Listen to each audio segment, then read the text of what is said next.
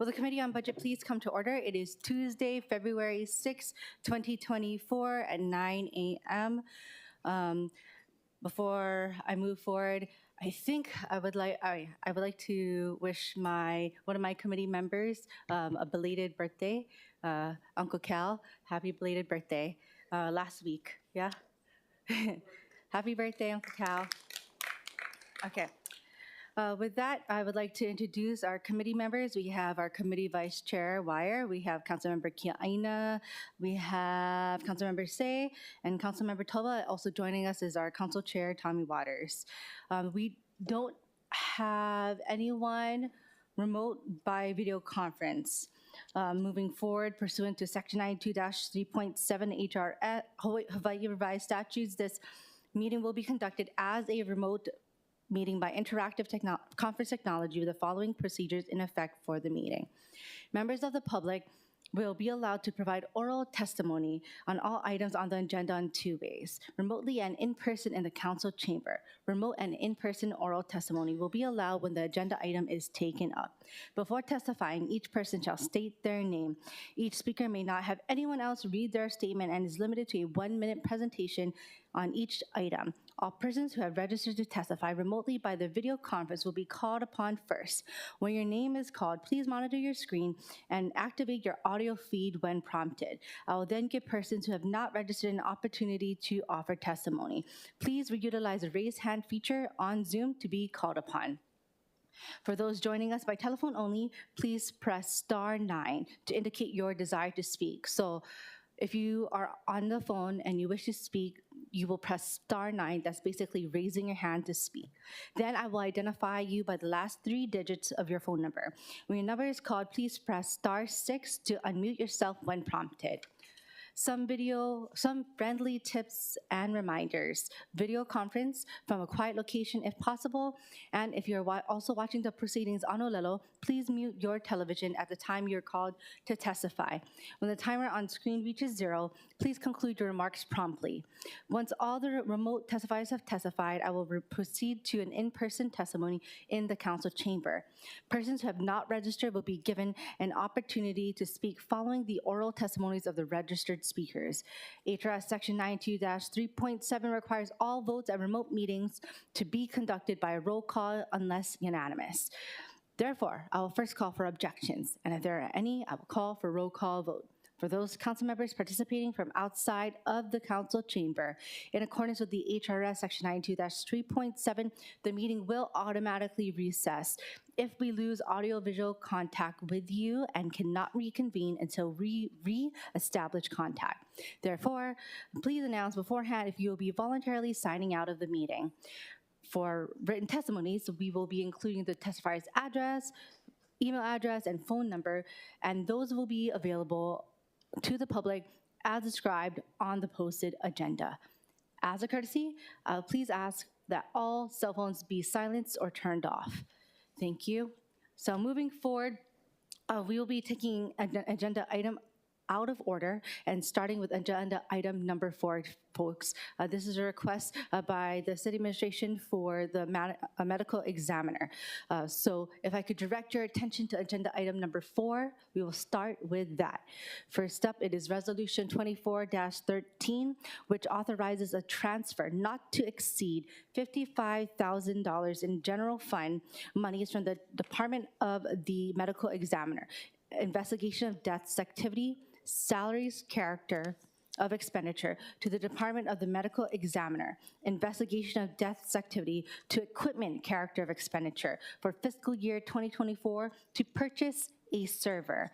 Once again, this is within the department, just moving from different activity codes, from salaries to equipment for their character of expenditure. And once again, this is for a server. With us from the city administration for the medical examiners, we have our medical examiner with us. We have Dr. Masahiko Kobayashi. Hello. Good morning. I'm Masahiko Kobayashi, the medical examiner. Thank you for your continued support for our department. And today I would like to request the transfer of funds to purchase a server for security cameras. So our facility is in Ibire, and actually our employees have been involved in vandalism and assault incidents. So the security of our staff and visitors and the facility is very important for our department. So actually our facility is actually still under renovation, and the interior renovation is getting kind of close to the end. And our staff can go back to the facility probably in several months. And then the exterior renovation will start. Then we are recently made aware that the renovation project actually did not include the security cameras. So we are purchasing cameras and wires and also a server for the camera. The server is a kind of expensive piece of equipment, but without the server, we cannot manage any videos from the cameras. So DIT estimated the cost of the server to be about $55,000. So I would appreciate the budget committee's approval for the transfer of the funds from salaries to equipment. Thank you. Excuse me. Thank you, medical examiner. Any questions for the medical examiner? Council Chair Waters. Thank you. Good morning, doctor. Good morning. I just got a question. So in Waikiki, they have video cameras. In Chinatown, they have video cameras, but we're told that they have nobody to watch the video cameras. So my question to you is, I'm happy to support. I think video cameras are a necessary tool to fight crime, but we need somebody who's watching the cameras. So do you have somebody on staff that will monitor these cameras and make the appropriate reports? So it's probably after the incident, and also the camera itself can deter the crime. So, but we don't have any staff to monitor the cameras kind of 24/7. Okay, so it would be the situation if somebody's car was damaged. You go to the camera, see the camera, and then turn that into the police department. Is that what you're proposing? I see. Okay, thank you. Thank you, Chair. Thank you, members. Any other questions for the medical examiner? Okay. Hi, Dr. Kobayashi, I have a question. Will, in the fiscal 25 budget, the Department of Information Technology or under your budget have additional funding, once again, in the upcoming budget, for additional servers? No, for 25. No. So this is kind of urgent purchase for equipment for 24. Okay, so understood. So it's an urgent and one-time purchase. Yes. Okay, thank you for that clarification. And also, Dr. Kobayashi, what budgeted salaries, cost savings does the medical examiner anticipate for the rest of the fiscal year to cover the requested $55,000 Yes, transfer? So we have vacant positions in deputy medical examiner and also civil service forensic pathologist. So it's a huge salary money actually. So we are expecting some labs already. Yes. Sorry, can you repeat, please? So a deputy, and what was the second one? Civil service forensic pathologist position. Civil service. So regular forensic pathologist. That whole title is just one person? Yes, yes. Oh. So Okay, we have service 3 pathologist. forensic pathologist positions. Okay, One okay. of them is vacant. Oh, got it. Okay, thank you. All right, so you do have that money already then? Yes. Okay, got it. Thank you. You already mentioned how long the video feed will be stored, right? Yes. But can you repeat how long that will be again? How long the video will be stored? Yeah. It kind of depends on the server we can purchase, but I'm sorry, so I don't have the exact time. Okay. So you do have some capital improvement project funding as well, about 90,000. So could the server instead be purchased with that 90,000 900,000 capital improvement project funding? Yeah, so we have been discussing with DDC, But so this project is actually not included in their kind of project. So actually we cannot buy kind of server using the CIP money. Okay, got it. Thank you. All right, members, any other questions? Okay, so you have to make that request to DDC to release at least $55,000 of that $900,000? No, this $55,000 is our budget. So we don't have to ask DDC, but we will ask BFS to transfer the funds. Okay. Yes. So the process then, if you were to use CIP, is you got to ask DDC first, the Department of Design and Construction. Yes, yeah, because we thought maybe the DDC can include the project in the renovation project. Yeah, sorry, the security cameras in renovation project, but actually they couldn't. Okay, so you've already tried then? Yes. Okay, understood. Thank you. Okay, thank you, members. Any other discussion? Okay, we'll move on to testimony. Zero. Okay. Okay, we don't have any registered testifiers for agenda item number 4, but is there anyone online who wishes to testify regarding the medical examiner's transfer of funds? Okay, seeing none, is there anyone in person who wishes to testify? Okay, seeing none, we are back in discussion. Members, any discussion relating to the transfer of funds for the medical examiner? Okay, we have Councilmember Say. So, Dr. Kobayashi, the vacancy that you have today, what has been the impact on the services of your department, the medical examiner? Oh, I'm sorry, can you repeat? My question was, what has been the impact of this vacant position on the current services that you folks do try to provide? Yes, yeah, that's big impact actually. So we only have 3 forensic pathologists right now, including me. Then we actually need at least 4 and hopefully 5. We have 5 positions, but 2 vacant positions. So that's a big impact. So we have to take some time to complete all the death certificates and autopsy reports. And so it's a big headache for me. I feel very bad actually to kind of make all the people, kind of families wait for a long time. Yes. Madam Chair, may I ask one more question? The next question is basically the operations of your department with these vacant positions. In anticipation of the new fiscal year budget, can this position be wiped out as far as savings? We cannot wipe out any positions. So we have to be prepared. If we have applicants. So we want to hire as soon as possible. We are aggressively recruiting right now for both positions. Okay, thank you very much. Thank you. That's a great question. It kind of led to this next question, Dr. Kobayashi. Are all the pathologists, the full title, all civil servant positions? Yes, so except for me and the vacant deputy position. So we are appointees. And we have 3 civil service forensic pathologist positions. Okay, got it. Thank you very much.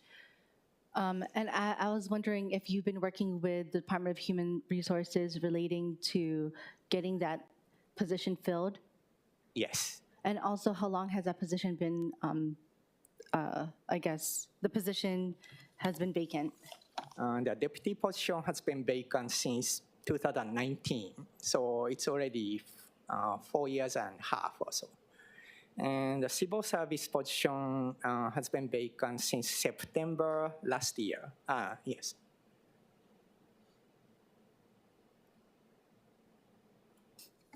Okay, thank you. Thank you. I appreciate it. Okay, Vice Chair Wire. Thank you, Chair. Mahalo, Director. So the vacant position from last year, has that been posted yet, or has it even been We already posted, yes. Okay. And there haven't been any applicants yet? There were 2 applicants, but they withdrew their application. Okay. Yes. Do you have any insight on what the challenges are? Is it salary? Is it the requirements are too stringent? Are there other issues? There are problems in salaries, cost of living, and so that's the major problems. Yes. Okay. So they have to come from mainland, and then they usually research the cost of living before they come. Then they usually don't even apply. Yeah. So it's very hard. Okay. Mahalo, appreciate that. Thank you. Thank you. Any other questions? Okay, Dr. Kobayashi, the reason I brought up relating to your CIP is because I think only a little under a quarter of the funding that was for the medical examiner for your CIP, and the CIP once again was budgeted for $900,000 for medical examiner building improvements and expansion. Yeah. Yes. So, I guess. We know that the medical examiner, you and your team and your infrastructure and facility definitely needs that support. So it's concerning, that only a quarter of it, less than a quarter of it has been funded or encumbered. Okay, so encumbrance, we have to rely on DDC actually. So we are not really controlling how to use the money for the CIP budget. I know their project has been delayed because it's very old building.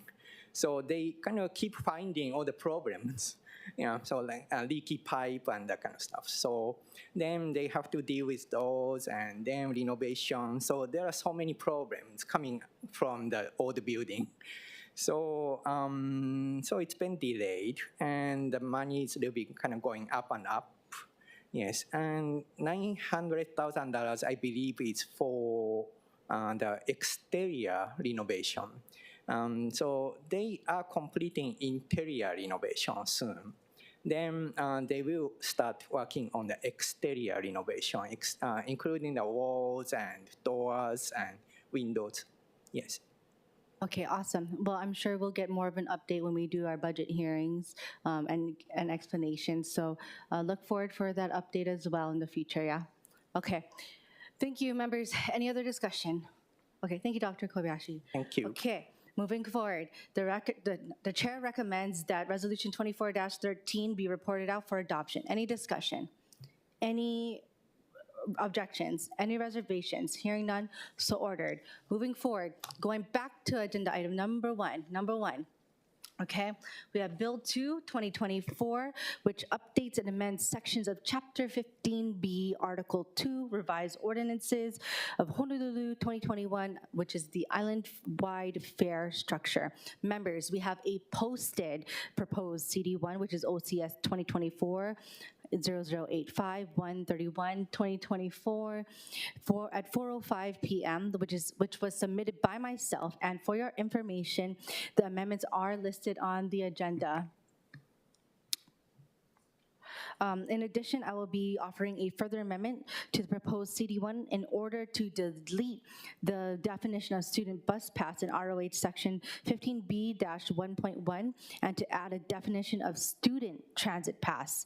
And the definition will read as follows. The student transit pass is a card including a smart card, ticket, voucher, or similar document distributed as approved by the department that entitles a student holding the pass to ride on the city transit bus system or special transit service for the duration specified on the pass. All right, so that's what it does. It further amends the student bus pass to the student transit pass. And as if anyone needs me to repeat the definition, I will.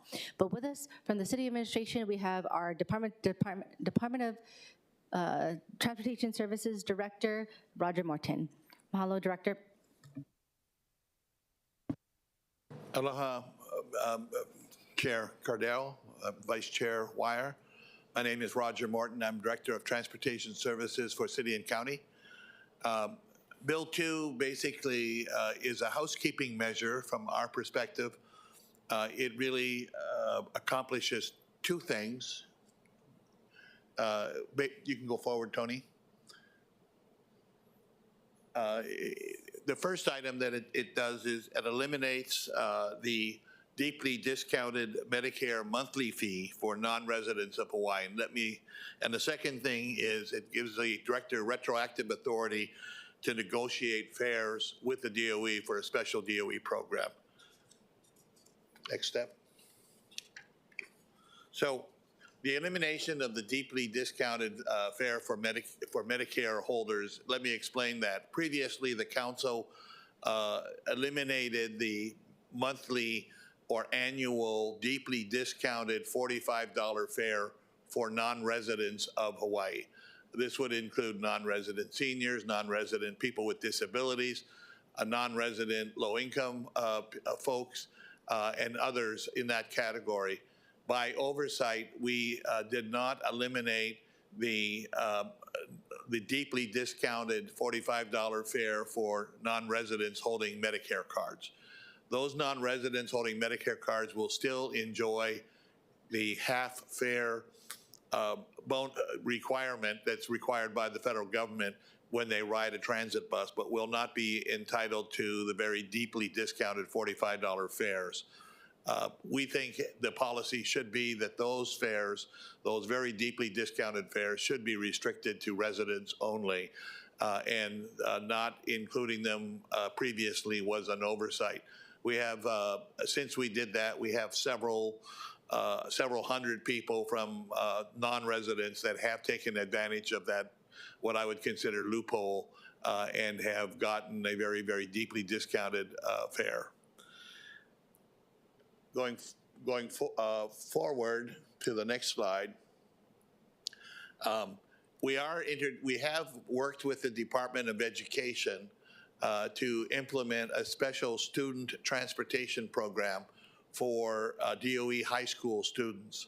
And under this program, the Department of Education purchases transportation from the city and makes it available to any high school student within any of the 22 high schools on Oahu. This particular slide that I'm going to show you that's shown up on the screen is an intriguing slide. Powered by our holo data, and what it does is it will take a day in the life of students from around the island. First, it'll show you blue dots. Each blue dot is a person getting on a bus at a particular time. If you look up into, while this is running, if you look into the left upper part, it'll show a time clock running. So go ahead and start that, Tony, and you can.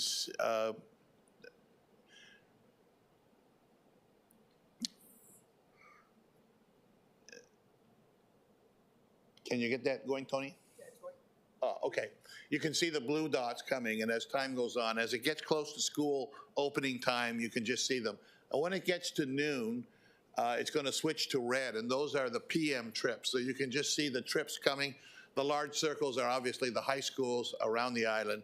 But it gives you a taste of how widespread this is. It's island-wide. It's a good program. And also it gives you a taste of the power that we now have with the holo card to really dive deep into analytics. Next slide, please.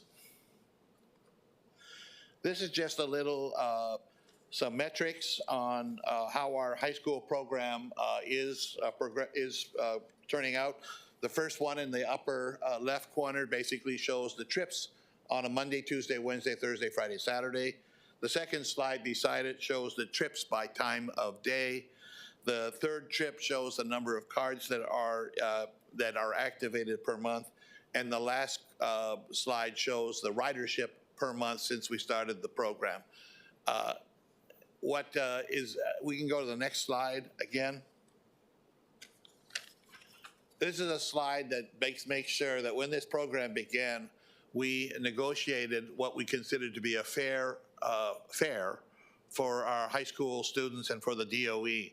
And in this slide, it shows the metrics of how is that working out for us. In particular, if you look at the DOE high school pass, you can see that our revenue per tap on that is about $2.45. And that compares with our normal youth program, which was provided $1.47 per tap. The 245 is high by most categories, to me indicating that we have a good deal for us. But it's not just a good deal for us, it's also a good deal for the Department of Education. If a student, and this is a parental consent program, so in order to participate in the program, DOE must get parental consent to do it. Last year, we had a pilot program. We had 8,000 participants. This year, we have over 16,200 participants out of a student population of about 30,000 high school students. So we've had a pretty good turnaround in terms of that. Now, how good of a deal is it for the DOE? As you know, the DOE came to the city because they were experiencing a shortage of school bus drivers. And they still have that shortage of school bus drivers. Under this program, the DOE would pay $320 for 10 months of transportation during the school year. The alternative for the DOE would be to provide school bus service, and school bus service is about $1,800 per student provided, for each student provided. Now, from the city's perspective, we have generated about $5 million in additional revenue from this program. We lost about $700,000 in our normal youth program, so we're up about $4.3 million. We did experience an overloaded condition in one area that we did put in service, additional service. Additional service cost $60,000. So all in all, I think it's a good program. The biggest winners, I think, are the families and the students that get a good ride on public transportation to school. I'm happy to answer any questions from on any part of the bills, the first part or the second part. Thank you, members. Do we have any questions relating to the state island-wide fare for students and oh, okay, Councilmember Say. Thank you very much, Director Morton. The question I'm posing this morning is the question of trying to increase your ridership. Is it possible to incorporate private school students? The bill as it currently is written does not give me the authority to include private school, or for that matter, DOE charter school students. Okay. Okay, thank you very much. Oh, okay, thank you. Director Morton, how many Medicare cardholders are anticipated to ride the city's transit system for this fiscal year? Oh, sorry. For this year, let me see if I can find that number for myself.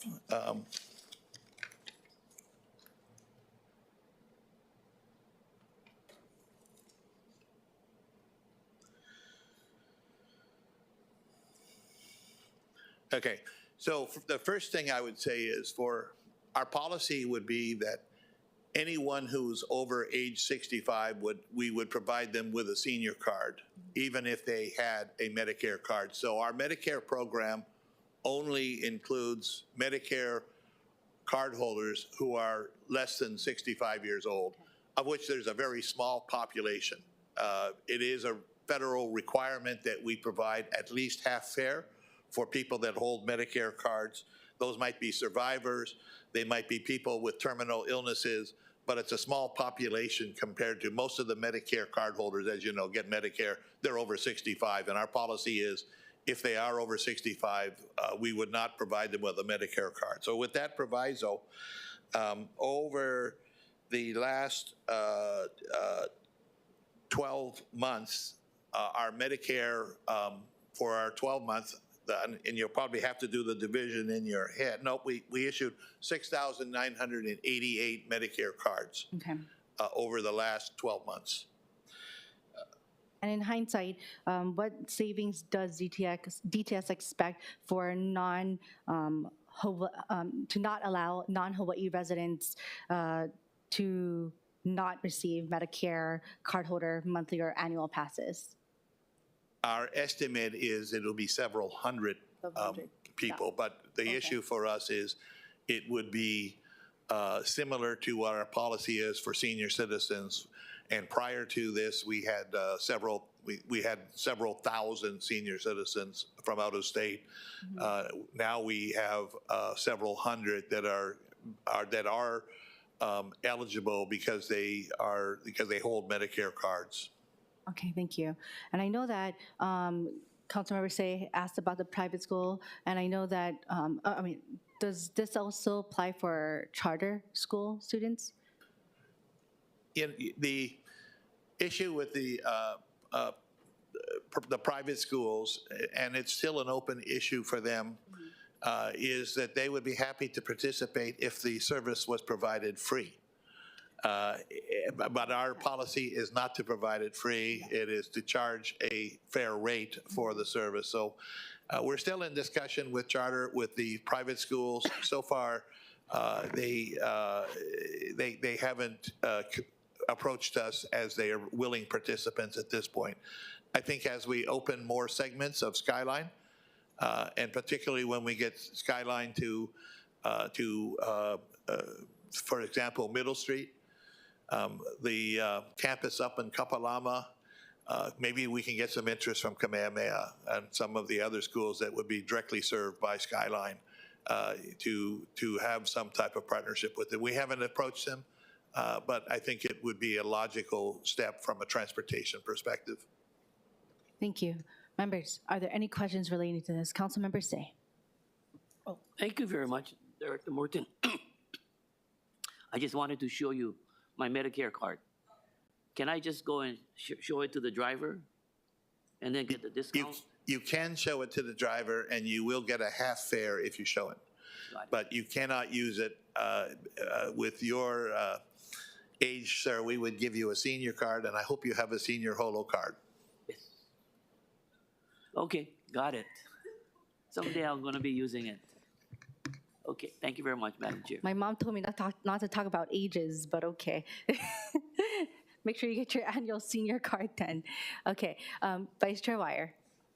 Thank you, Chair. I'm Mahalo Director. I was just curious. So who would qualify, I guess, as a resident? Like, what would the criteria be for that? We do have criteria in the bill, and it's similar criteria to.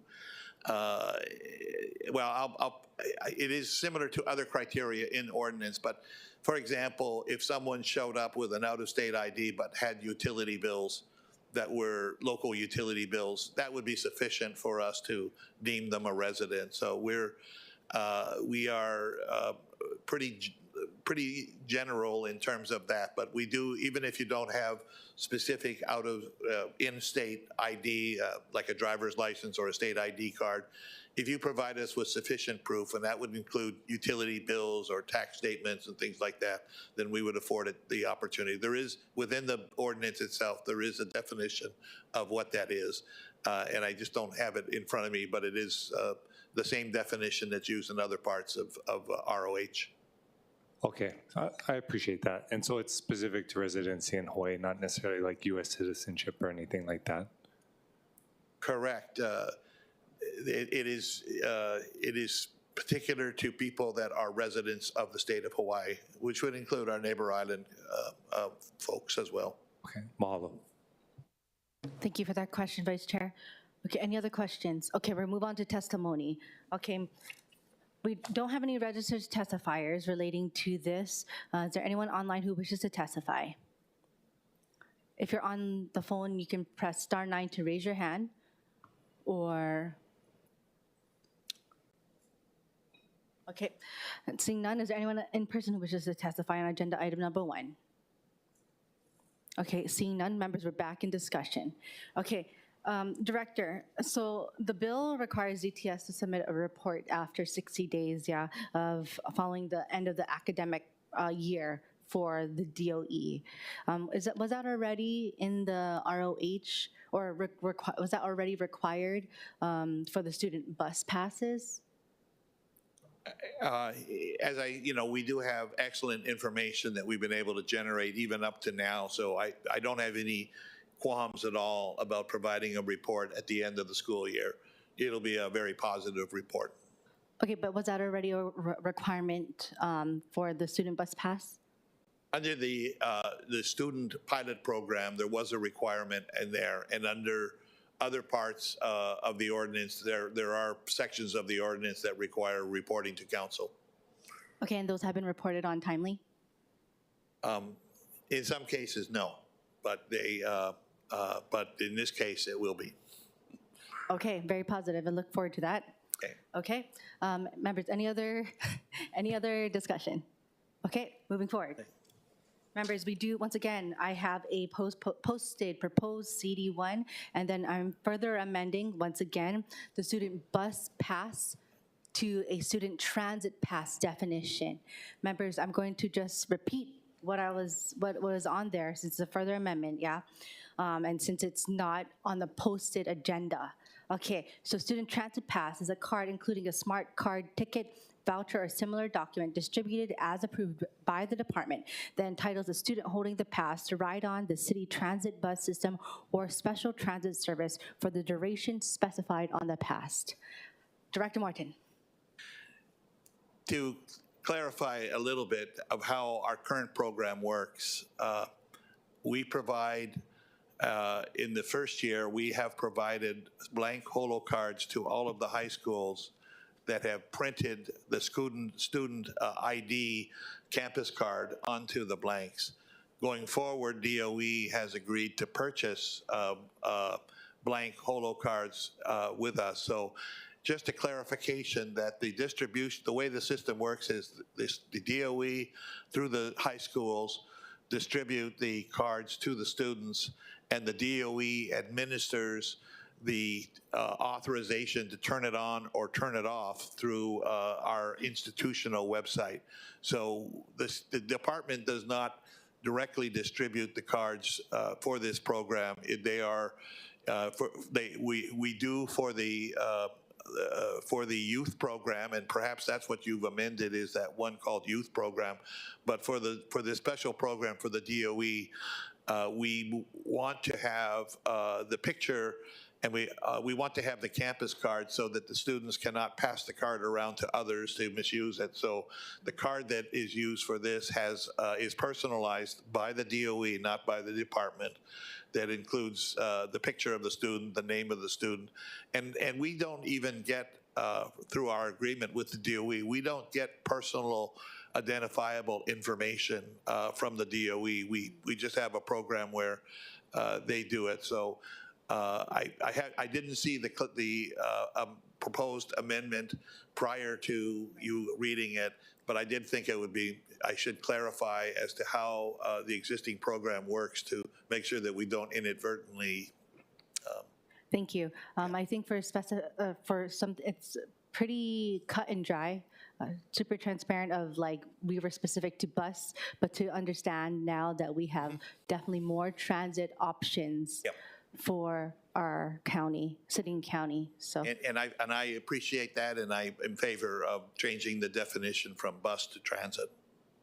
mahalo. Members, any discussion before I make my recommendation? Okay. The chair recommends that Bill 2, 2024 be amended to the posted CD1 and further amended as discussed. Any discussion? Any objections, any reservations? Hearing none, the bill has been amended to a CD1. The chair then recommends that Bill 2, 2024 CD1 be reported out for second reading and scheduling of a public hearing. Any discussion? Any objections? Any reservations? Hearing none, so ordered.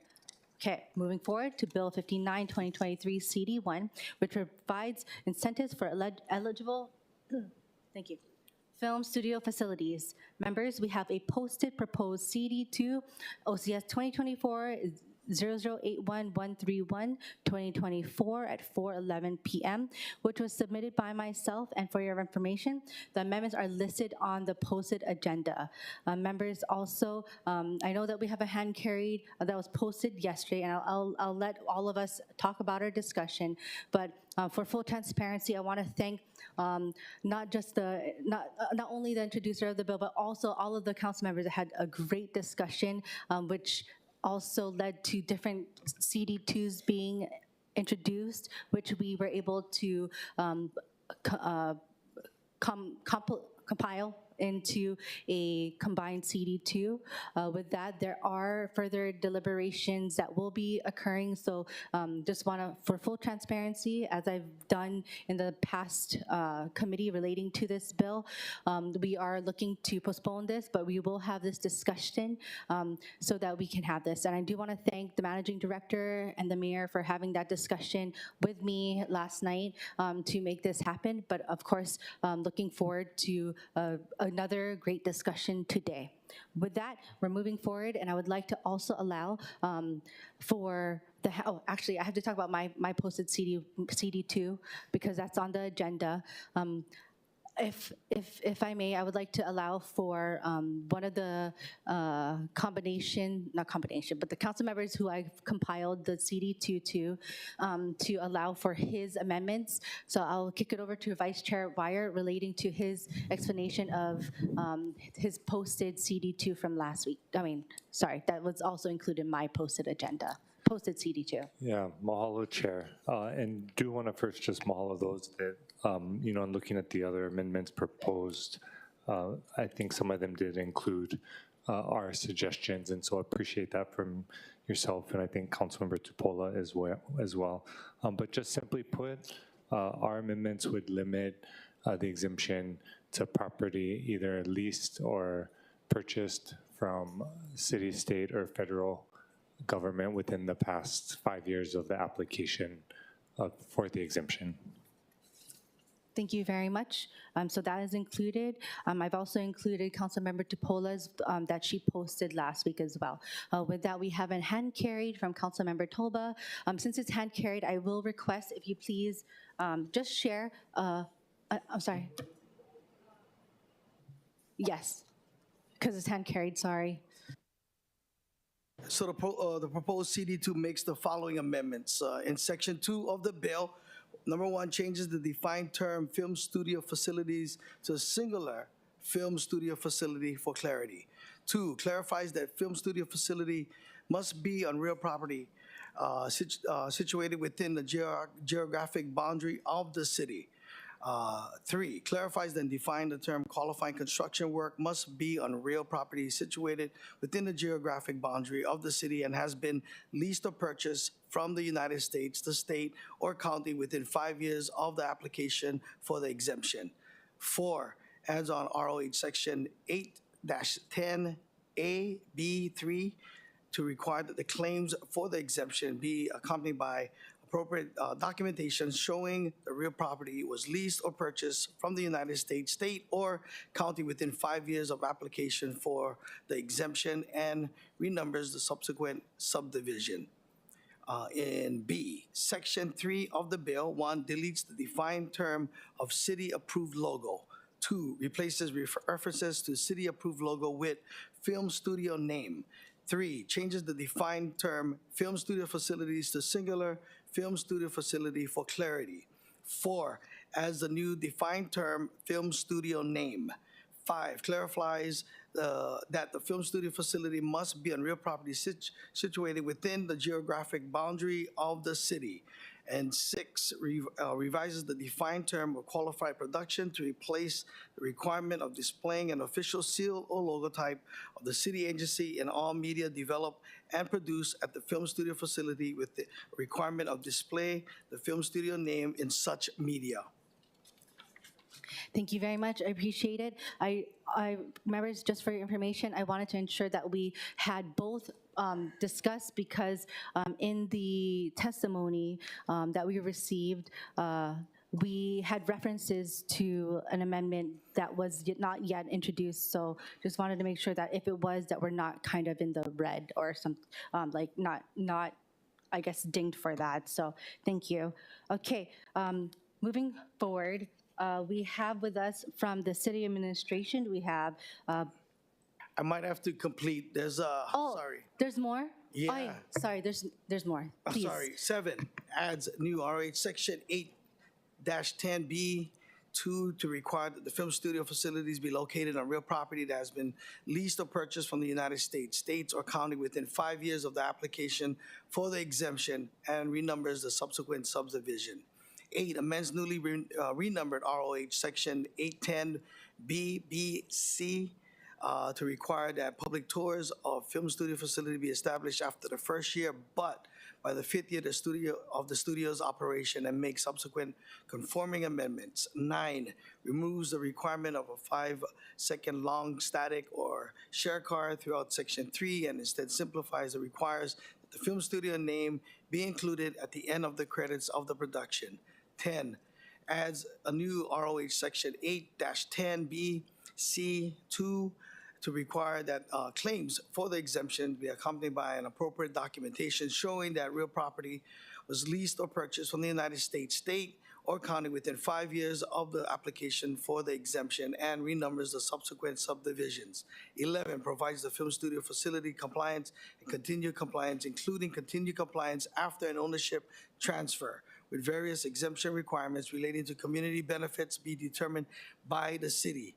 Then C, amend Section 5, the effective date sunset clause to clarify the ordinance takes effect upon approval, even though it applies to tax years beginning July 1st, 2025 through June 30th, 2035. Expressly rather than implemently provides a sunset date of July 1st, 2035 but allows exemptions approved under the ordinance to prior to the date to continue the duration of the relevant exemption period subject to Section 2 and 3 of the ordinance. And D, makes miscellaneous technical and substance amendments. Okay, I think we did it. Thank you. Awesome. Okay.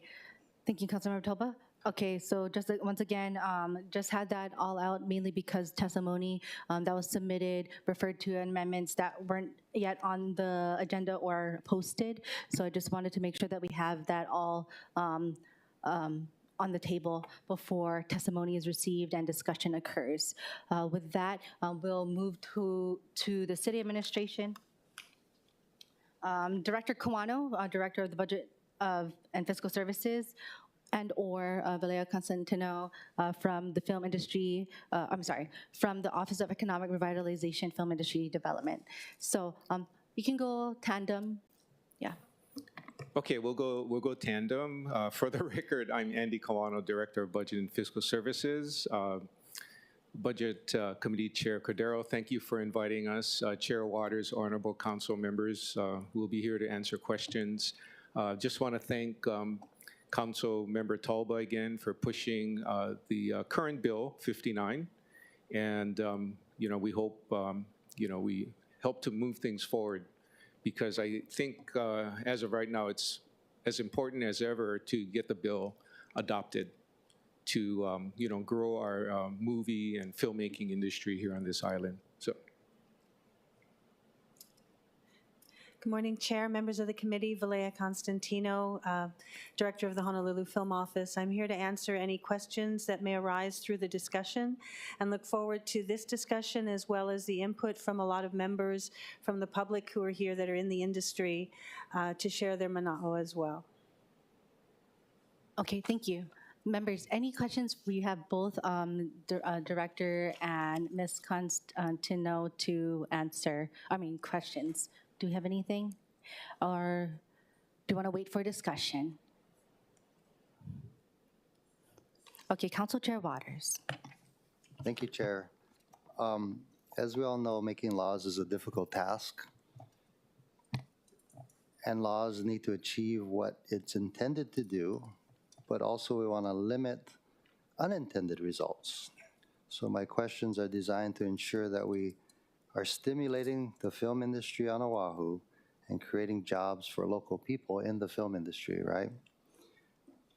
And we're not talking about 5 or 6 jobs. We're talking about hundreds, if not thousands of jobs, right, that we want to stimulate. And I guess my questions are designed to make sure that we do exactly that, and that there are no loopholes in the existing bill that would allow other industries to come in and take advantage of this ordinance. So just looking at page 2, film studio facilities is defined as a building or complex of buildings and associated backlot facilities on real property in which qualified production and post-production activities occur, and which contain at least one soundstage. And by the way, there's a bunch of different CDs, and I know they're amended at different points, but just the basic, I'm looking at Councilmember Cordero's CD 2 at this time. It says it has to be qualified production. So on page 6, qualified production is defined as a series of pre-production, production, or post-production activities at the film studio facilities. Is the intent that a film studio facility include one of the following activities? Pre-production, production, or post-production?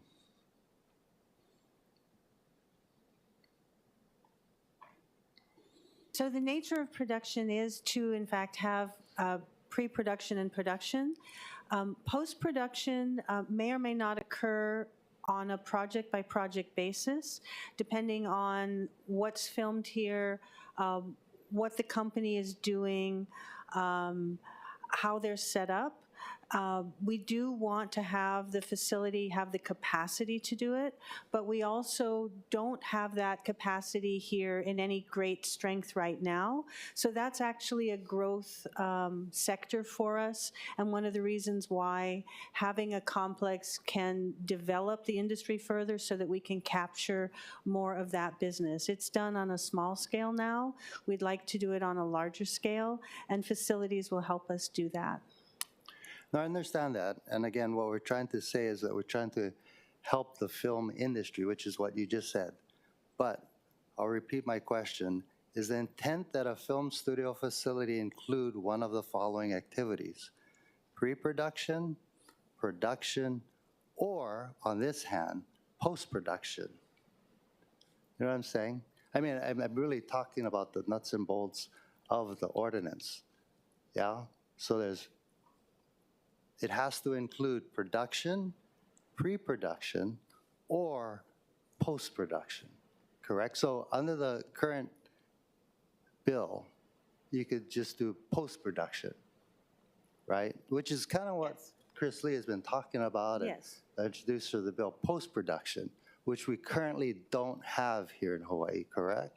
We have on a very small scale, but we want to grow it for sure. Can you tell us what exactly is pre-production? So pre-production is the planning before you actually start the physical work. It can involve construction of sets before the work begins. It can involve other creative aspects of it, but it's everything that you would do to get ready for the actual filming days. Makeup, wardrobe, hair, writing. Sometimes it's pre-visualization. If you're doing a big special effects kind of movie, you'll design a lot of this stuff digitally, called pre-visualization, and all of that is in the pre-production process. Okay, that would be required along with production in order to apply for this tax exemption, right? Those are all the uses of the facility, absolutely. Okay. But under the law, you don't have to do production or pre-production. You just have to do post-production and at least one soundstage in order to qualify for this exemption, right?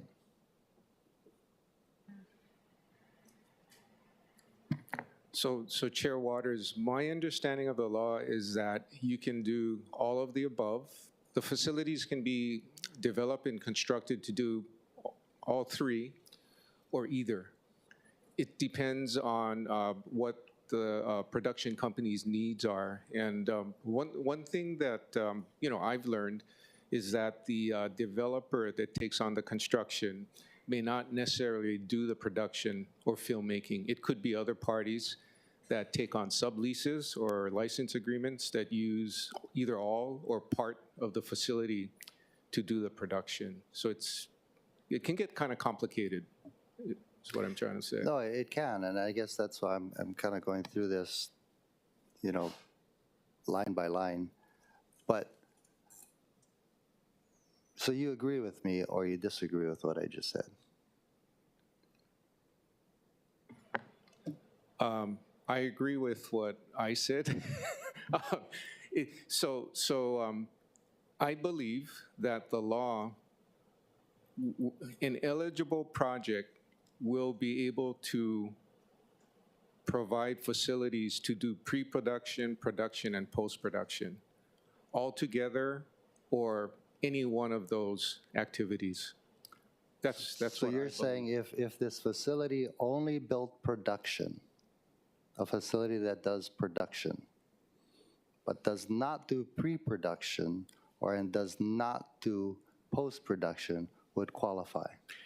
if the developer, and I gotta believe the developer would be, financially responsible, in terms of what's spent, but the developer would have to spend at least $100 million. So if there are facilities for production that require prudent expenditure of $100 million or more, yes, a qualified project in my reading of the law could provide facilities for just production work. Okay, and you're the one who's going to be deciding who qualifies and who doesn't qualify, right? As the Director of Budget and Fiscal Services, they apply, but the buck stops with you, right? Yes, with lots of support from my team, Valea, and other agencies of the city, yes. But you're saying today that if you just do production, you qualify. You don't have to do pre-production coupled with production. If the entity is able to meet, all of the other All the specific other stuff. requirements, Yeah, yes. yeah. I disagree with you. I don't think that's what the statute says or the bill says.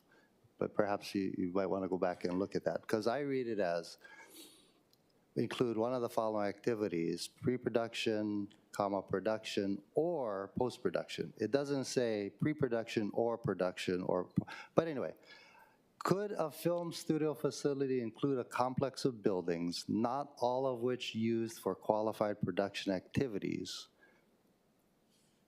So if you're building other things on that same piece of property, right, that do not include production, pre-production, post-production, or soundstage, but it's on that same contiguous piece of property, does the entire property get the tax exemption, or just the portions of the property that include production, pre-production, or post-production?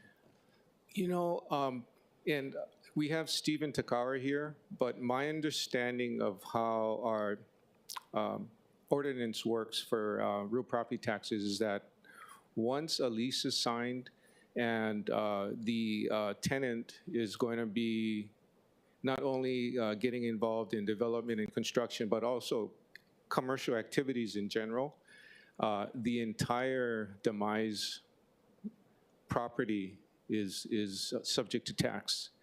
And where we are right now is that the land portion is taxed. If the developer and project qualifies, the improvement costs would not be taxed, but the whole thing would be included. And I'm going to look at Stephen to see if he agrees or not. So Stephen will clarify. Yeah. Good morning, council members, budget chair, Stephen Takara, real property administrator. If I can get some clarification, Chair, okay, just look at that square up there, the TV. Yeah. Okay. That's the whole property. All right. And where Radiant Cordero is, that's the production studio. Where it says, where I'm at is the backlot stage. On the left, that shows all the council members, you have, let's say, a building that's not related to any of those things. Okay. But the whole square, do they get the exemption? Yeah, the whole square. Can I reword it maybe to help me, I guess, reinforce my understanding of what you're saying?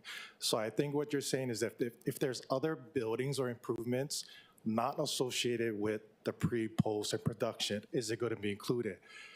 That's a tough decision because let's say, right, part of it was a tour, right? So if that building is associated with a tour, if there's a concession stand that supports, in my opinion, supports the pre, post, and the production, in my opinion, they would be included. But if it's just arbitrarily there, not associated, not functioning as part of the project, then it wouldn't be. What if you put a hotel on there? Yeah, okay, so now we can talk about, does the hotel support Yeah, this project, Yeah. right? Who's hosting or who lives in that, who resides or occupies or renting rooms in there? Is it the studio? Is it, you know what I mean? Then we can talk, no, we would split hairs at that point, right? I can see both sides, right? So if it's exclusively for the employees or the workers, then it's one thing. If it's not, doesn't include it, you know, or half-half, then we can talk about percentages. Is that what, am I answering your question? I mean, my understanding of what you're asking of? yeah, you basically are. Yeah. But you're saying you got to take it as a case-by-case basis to make sure it qualifies. But what guidelines do you use? I mean, As I stand here before you right now, my I guess knee-jerk reaction would be it would be a case-by-case, and we would ask, I guess, the developer or the contractor or the tenant at that point, you know, what is the use of it? Does it support the project? Does it support what we just said about as far as the pre, post, and current production? Does it or is it independent of this whole project? I think is that what you're asking for? no, you've answered the question. Yeah, Thank you. And you've been consistent about this throughout your testimony in the past, that it's based on the use, right? You tax based on the use. And I guess the exemption is also based on the use. Perfect, exactly. Yeah, thank you. Thank you. Back to Director Nakano. I'm happy to give other members, I do have a couple more questions, though, Chair. Thank you. Why is there a 20-year exemption? How did we come up with 20 years? That I don't know. You know, I didn't provide input on the length of time, but I think just based on testimony that I've listened to, 20 years is a number that can work for the industry. And again, I didn't provide any input on getting to 20 years. Okay. On page 8, section E, right, upon approval of the initial claim for exemption by the director, the exemption will continue for a period of 20 consecutive years, provided that the owner annually report and certify that in the preceding tax year, the film studio facilities or its users do one of three things, right? One, promoted local workforce development in the field of motion picture, film, and/or digital media by partnering with film-based production companies, studios, and partners, and other users of the film studio facilities to provide paid on-set production. That's great. Second thing it says, or post-production internship programs. So, the way this is written, if the film studio does an internship, right? One student does an internship. Two, let's even say it's 5, does an internship. Under the bill that it's currently posted, does this give them, at least for 1 year, the tax exemption? It's on page 8, section E, subsection 1, line 5. So Chair Waters, before I answer your question, I'd like to ask Valea to share some industry information she just That's how we came up with the 20 years at that point. Okay, what about my second question? I was satisfied with 20 years, by the way.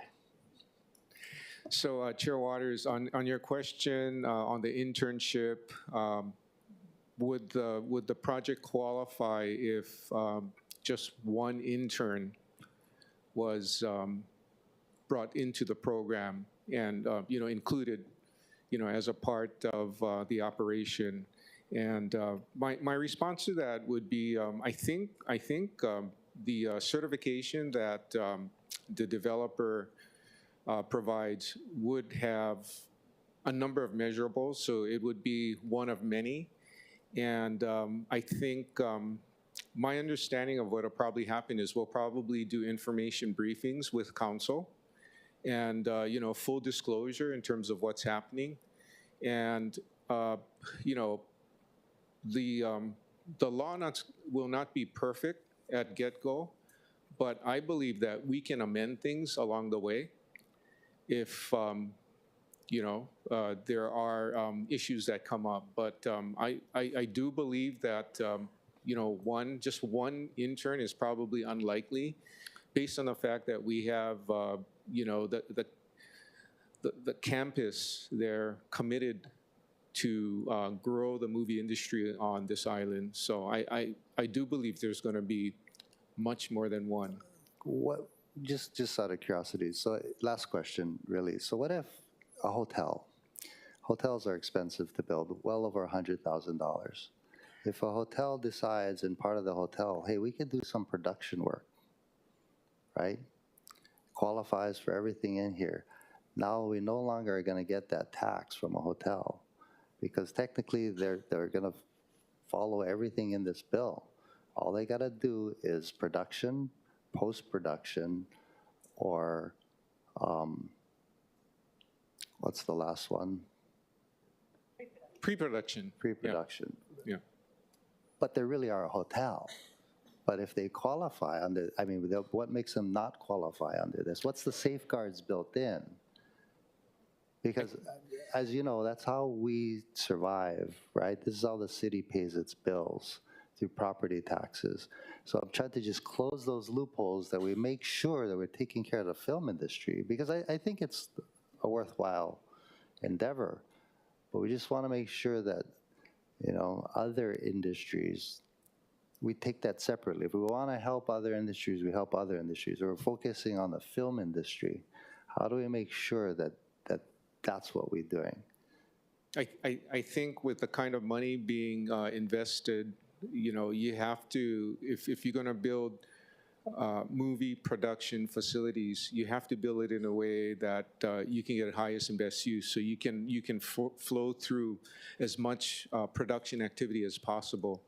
I think I'm going to call on Valea to answer that because she has much more industry knowledge than I do, but that's what I believe. So I don't feel that a developer would build a hotel and retrofit pre-production, production, and post-production, although that could happen. Well, you only need one, though, right? As you earlier testified, right? So if I just, let me give you another example. Okay, I build a wave pool. It's going to cost over $100 million.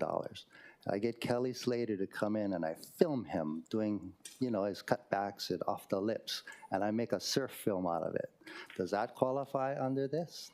Because I'm producing a film. It could, but the developer would. And it's related to the film. Developer would severely restrict the kind of production that can be done and the return on investment. I don't think a developer would do that. But I think a developer would want to build a wave pool and then get a tax exemption for that. As long as I make surf films, why not? So, Again, I'm being devil's advocate here, right? I'm supporting the bill, but how do we close these loopholes? I'm filming Kelly Slater, making a surf film, right? So one of the things that's been a bit confusing as we've talked through this whole process is separating what a studio complex is from the nature of physical production. So the studio complex is the series of structures in which production can occur that are purpose-built to be able to do that. They rent to the people who do the productions. So what we're talking about here is really the film facility is a little city unto itself that has all of those resources. I know that we have people in the audience who can also testify with great knowledge about that, but what we are trying to create here is a a Culver studio or a Universal studio so that you have a critical mass that can grow the industry in a very different way than if you have ad hoc pieces here and there around the island. I do understand the desire and agree that we should close different kind of loopholes, but the industry vernacular of what a studio complex is would not fit within the definition of what you had proposed with regard to the hotel. I respectfully disagree, and I'll read to you on page 5 the definition of production, right? Production, a series of activities that are directly related to the creation of visual and cinematic imagery to be delivered via film, videotape, or digital media, and to be sold, distributed, or displayed as entertainment, or the advertisement of products for mass public consumption. So again, I got a wave pool that's going to cost me over $100 million to build, and I'm going to make surf videos there. That will apply, right? Because under the production, and by the way, we don't need pre-production, we don't need post-production, we just need one of the three as testified to by the director. And just read this. This qualifies. By the example I just gave you, I get what you're saying, that that's not the intent. But if you just read the bill, that would be allowed. I don't have the bill in front of me to read the definition of studio facilities. Okay. Because that's really the step that we're talking about, is the facility itself. The use of the facility is a separate component, and that's where some of the confusion comes in, because they are the renters. But the facility itself is what we are incentivizing. The facility drives the use, which drives the job creation. But a studio complex is not just one or two buildings. Well, one of the definitions limits it. It does say studio film facilities, a building, singular, or complex of buildings, plural. So, okay, never mind. Thank you so much. Thank you. Councilmember Toba. Thank you, Chair. You mind if I make comments on my Yes, we're in hand-carried discussion. CD2? Thanks, thank you. And I believe the foundation of the bill is solid and provides good policy path towards in terms of what the city can do to help support economic diversification on Oahu and providing living wage and jobs for our people. So the core of the bill provides a property tax exemption for the construction of a film studio. To qualify, you have to build on at least 10 acres of land and invest at least $100 million of construction costs into this facility. We've been told by the industry that it's difficult to construct such a facility on Oahu when land values and the cost to construct are so high.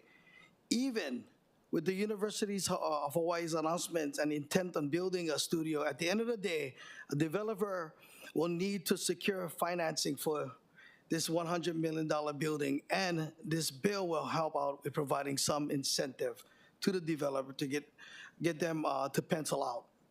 Our city incentive is that the studio facility assessed building value will be exempt from property tax. In return, the city gets a brand new film studio facility and revenue from property tax on land value. As the studio gets built, the land value will go up and our property tax revenue will go up also. So the intent of my hand-carried CD2 is to make sure that this bill is able to stand independent from what the state does. The city definitely wants to align with the state, but when we initially worked on this bill, we wanted to make sure that this exemption program can still run without being tied to state complexities.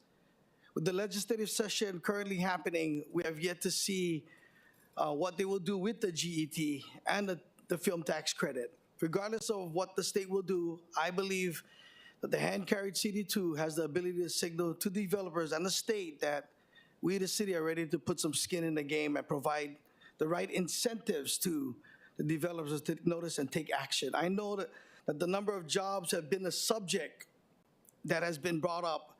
The film studio itself may not steadily maintain 100 jobs or more, but a production certainly will. That's why I required in the bill that in order to be eligible for the exemption, you must report to us the internship or apprenticeship program provided, the local filmmaker and media artists that utilize the film studio facility, the number of non-residents and city and state residents hired, and number 4, any other information required by the director. This report will allow the council to assess how well this incentive program is going to be needed if we make the adjustments of what need to be reported to us. Just some comments. Thank you. Thank you very much. Vice Chair Wire. Mahalo, Chair. I just want to say first thank you to Councilmember Toba for championing this bill, because I do think it's vital for our film industry and our local economy. And appreciate Chair Waters' questions, because it is going to be up for third reading after this. And in terms of, I guess, the purpose of drafting legislation, it is to look at what the law is going to affect. So I just had a couple quick questions, because I do think, you know, a lot of the amendments that got incorporated in Councilmember Tolba's hand carried to address some of the issues, and appreciate you including the limitation on land. I wanted to ask, so say, you know, Councilmember Tolba's hand carried passes, you know, would limit the location or the types of land that could be used. Since we're coming up on third reading, I don't like to do hypotheticals, but say there is a hotel.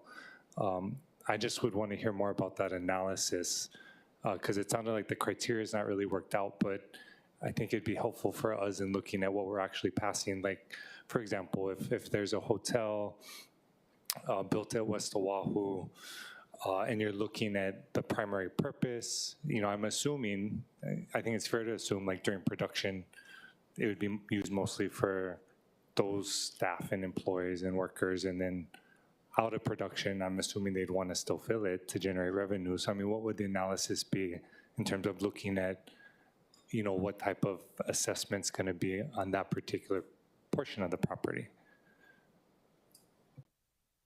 You know, we're really getting into hypotheticals right now. So I would suggest that you send us exactly what you think the language should exclude, because maybe there should be specific wording that we should look at specifically. But I go back to our real property assessment, Takara's analysis, and I totally agree with what he said. With regard to the exemption component, we have to look at each component that's being constructed and determine if the use is one that relates to pre-production or post-production. I think we're going to have to do that, as he said, on a case-by-case basis. Now, the land value issue will be a little different, but we may have to do some allocations, right, based on, you know, how the entire property is being used. So I really appreciate your question, because you know, there could be a concern of a hotel being built first, but you know, we think it's unlikely, because this facility that's going to be built on the West Oahu campus is already going to be next to a training facility that's already in place. So, you know, why would the hotel, I just don't understand, why would the hotel be built first? Even if production can be done on hotel premises. So that's the only thing. Yeah, could you elaborate what's the significance of it being built first? Or Because if you're a developer that's going to build a facility for filmmaking, for movie production, why would you construct a facility that cannot maximize production activity throughout the year? Because as Valea mentioned, the developer may or may not be in the movie making business. And maybe they may do it part-time. You know, the rest of the time, they're going to be allowing use of the property by other parties to do production. So with that in mind, you know, you're going to collect revenue when you let other parties do production on, you know, in the facility. You'd want to build it so you can maximize the flow of production through the facility. Okay, And so I think, Valea's just to make coming sure up- I'm understanding, you're saying the nature of the use of the hotel wouldn't be exclusively for maybe staff, but could also be incorporated into the marketing and say tours of the facility or like the universal type experience, or am I getting out? Because I'm just feel like we're kind of going in different directions. Because I guess my main question is, I think it's completely appropriate to have lodging for staff or workers, or, but then I guess it's just what the analysis is going to look like in terms of, you know, who else is staying there? Because of course, if we're exempting them from property tax like that, but at the same time, you know, incorporating just maximizing profits on the visitor industry, like. Well, I was trying to respond to your question, council member, because your question is, what if the developer builds a hotel, right? Yeah, and so the question specifically was not that a hotel's inappropriate, but what the analysis is going to look, because I don't think that's a wild hypothetical. I think that there's a potential, No, right? and it's not, you know, I look at Universal Studios, and Yeah. they have a hotel right next to the campus there for tourists and other visitors that tour the facility, right? So I can see that, and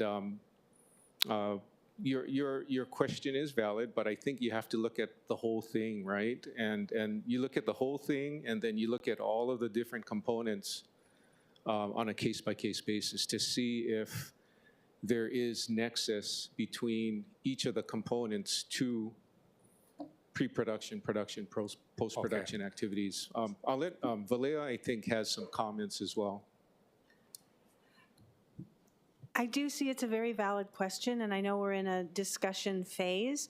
I would think, and since Chair has mentioned that we would be postponing and having a chance to work on language, this is certainly an element that we would discuss fully. Perhaps there's an acceptable percentage that could be outlined within that.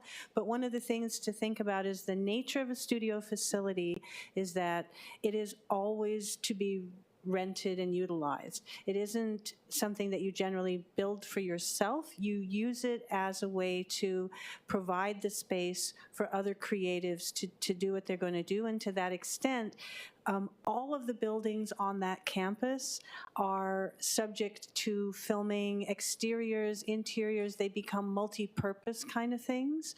So something like the Grove in Los Angeles, it's a whole backlot area that looks like something else, can be transformed into something else, but also serves a double duty. So it's an interesting question. It's a very integrated approach that is the modern approach to studio construction. And I think it's worth the discussion and worthwhile to clarify as we hear from, you know, what the intended site plans are. I believe that taking just one step back to Councilmember Waters, there is a demand in the law to provide the site plan, so that does give us another check and balance with what this is to address some of that. And I think perhaps creating some sort of percentage that we could talk to the industry about to see the usage so that it addresses the question of whether or not somebody's just trying to throw up a hotel there to be used 90% for non-related things, to be able to calm that, allay that concern that I completely agree is valid. Knowing how complexes are used and knowing the film industry in general, I don't think there's going to be an issue with that discussion with them or to come up with something that can address the question specifically. Mahalo. Thank you, Chair. Thank you, members. Okay. Just a simple Councilmember, comment. I have to call your name. Councilmember Toba. Thank you, Chair. I think what we're discussing and we've been trying to discuss the last is just the film industry wants a film studio.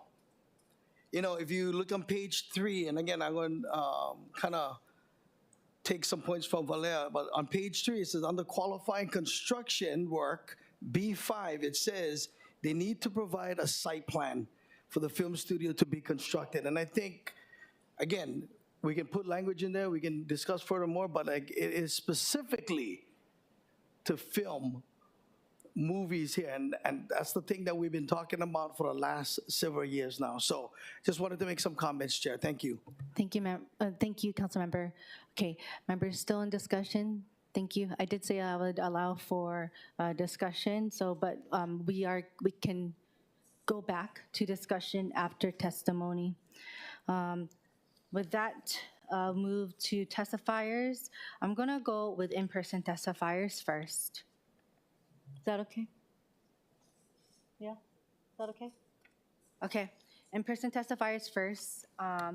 First, we'll start with Chris Lee. Sorry, followed by Sumner Lacroix, and then followed by Ricardo Galindez.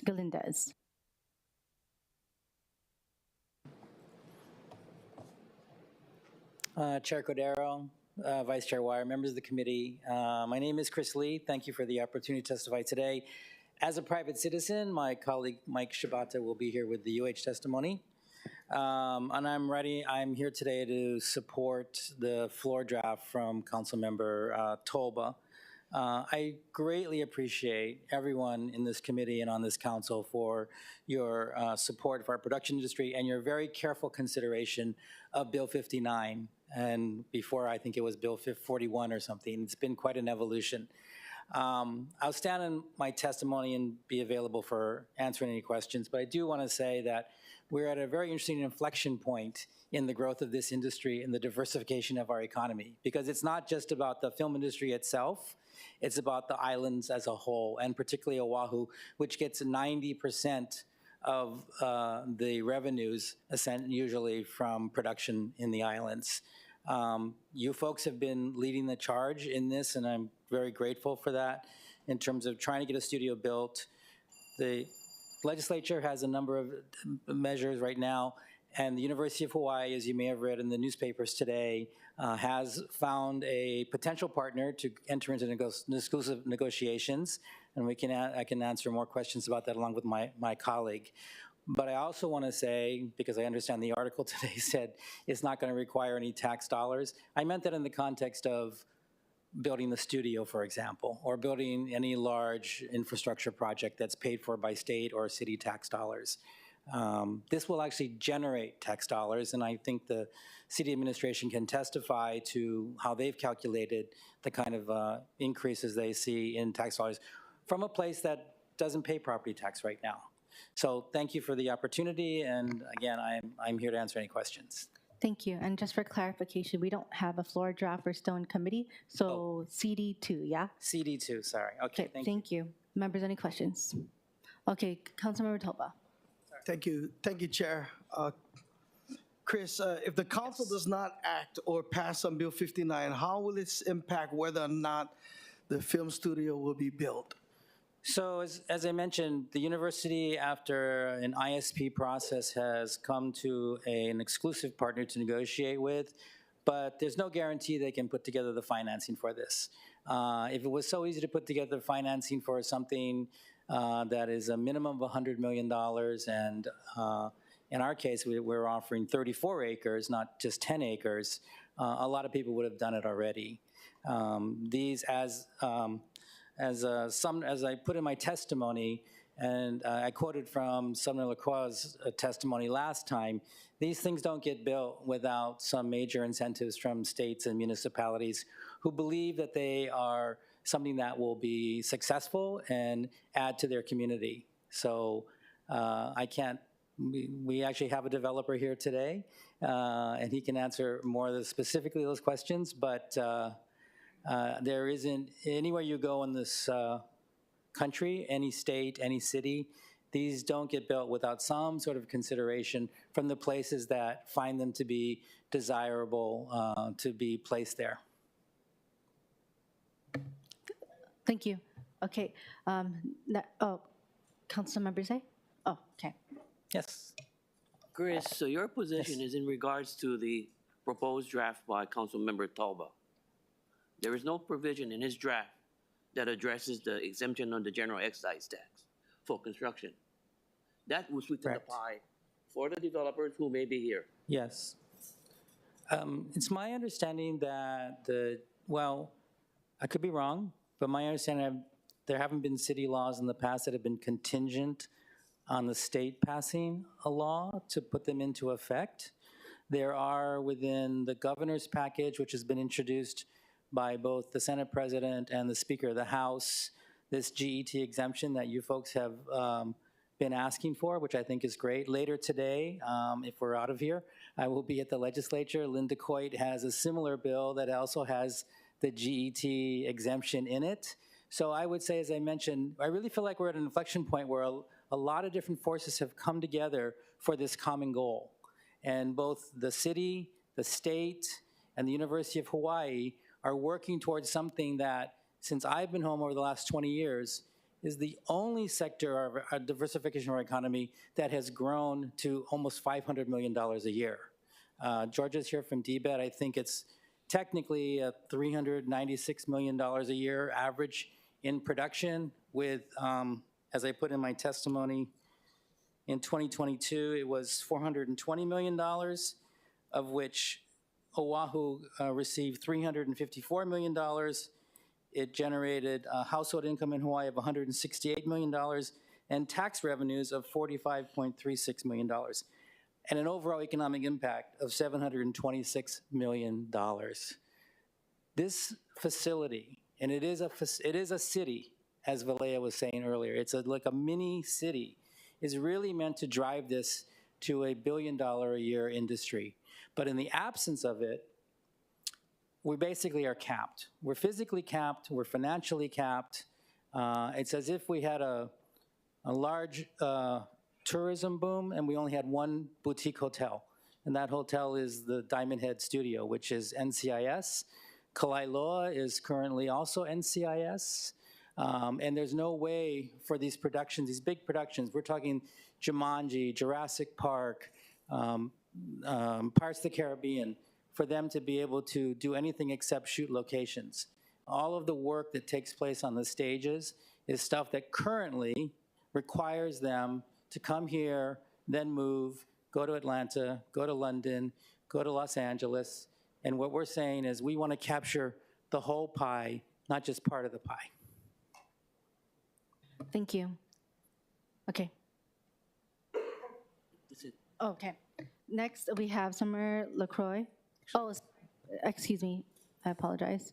Chair Waters, you have a question? Yes, thank you. Good morning, Chris. Good morning, Chair. Council member Say brought up the G exemption, but you'd agree with me that really does help the project, right? It's if the developer is exempt from general excise tax on construction costs, that's a huge boon for the industry and for building this project, right? It's a huge boon, in my opinion, a huge boon for the state because it incentivizes something that I don't see happening without those exemptions during the construction period, or as currently, as I understand it in the bill, bifurcated, and in the case of the University of Hawaii land, and as I understand it, the new contingency about it has to be government land, state land. These are places that are not providing any property tax revenue whatsoever. Okay. But I think we also have to look beyond that to the fact that what we're talking about is creating, as I think you mentioned earlier, thousands of new jobs in this industry that simply don't exist here because we just don't have the physical infrastructure. And again, I'm very proud that we have found, I think, a very qualified local Hui production entity that's willing to take on this task. And I hope that this body, as well as the state, will help them in achieving this goal. Terrific. And that really, if you're spending $100 million on the project and you're exempt from the 4.5% general excise tax on construction costs, you're basically saving $4.5 million, right? Which is a good thing. As far as the hotel, the reason I bring it up is because I'm not necessarily saying I'm for it or against it, but I do think that the council and the administration and the public should know that if this is included in the tax exemption, we should discuss it. Yes. And it may, as mentioned by Valea, that we need it as part of this project, both for filming and to house workers. Although the whole idea is to have local workers, but maybe in the beginning, or even if you were to build a Star Wars hotel, right? Yeah. If that makes the project work, terrific. But I think it's worthwhile discussing it here in an open forum. Yes. And that's why, I mean, I apologize, I haven't read that article this morning, but it's something that perhaps we should be further discussing. I think it's absolutely appropriate for you to have this discussion, and thank you, as I said, thank you for the careful consideration of the bill. I also think it's appropriate that after this, you folks are going to take some time and reconsider it before third reading. And I think that those discussions should take place. In terms of a production hotel, there actually have been previous plans that have hoped to do exactly that. And, you know, I think it's an appropriate use of the land myself. I don't think it's something, and the developer can say whether or not it's a necessary component of it. But it's not the first thing that's going to be done, hopefully, if we move forward with these plans at UH. And I'm hopeful that the developers will feel comfortable sharing some of their overall vision for the property overall. Thank you. Thank you very much. Thank you, Chair. You have a question? Oh, Councilmember Say. Yeah, thank you very much, Madam Chair. Chris, Yes. there is a sunset date as far as this ordinance. Are you referring to the 20 years Yeah. that's in there currently? Is it 2025 to 2035? Yeah. I haven't it could given any extend input based on on- that, and to be honest with you, I haven't calculated it, how long No, it should this- last. You know why, Chris? For me personally, this council has a difficult time in trying to address all the present real property tax exemptions we have on the books. Sure.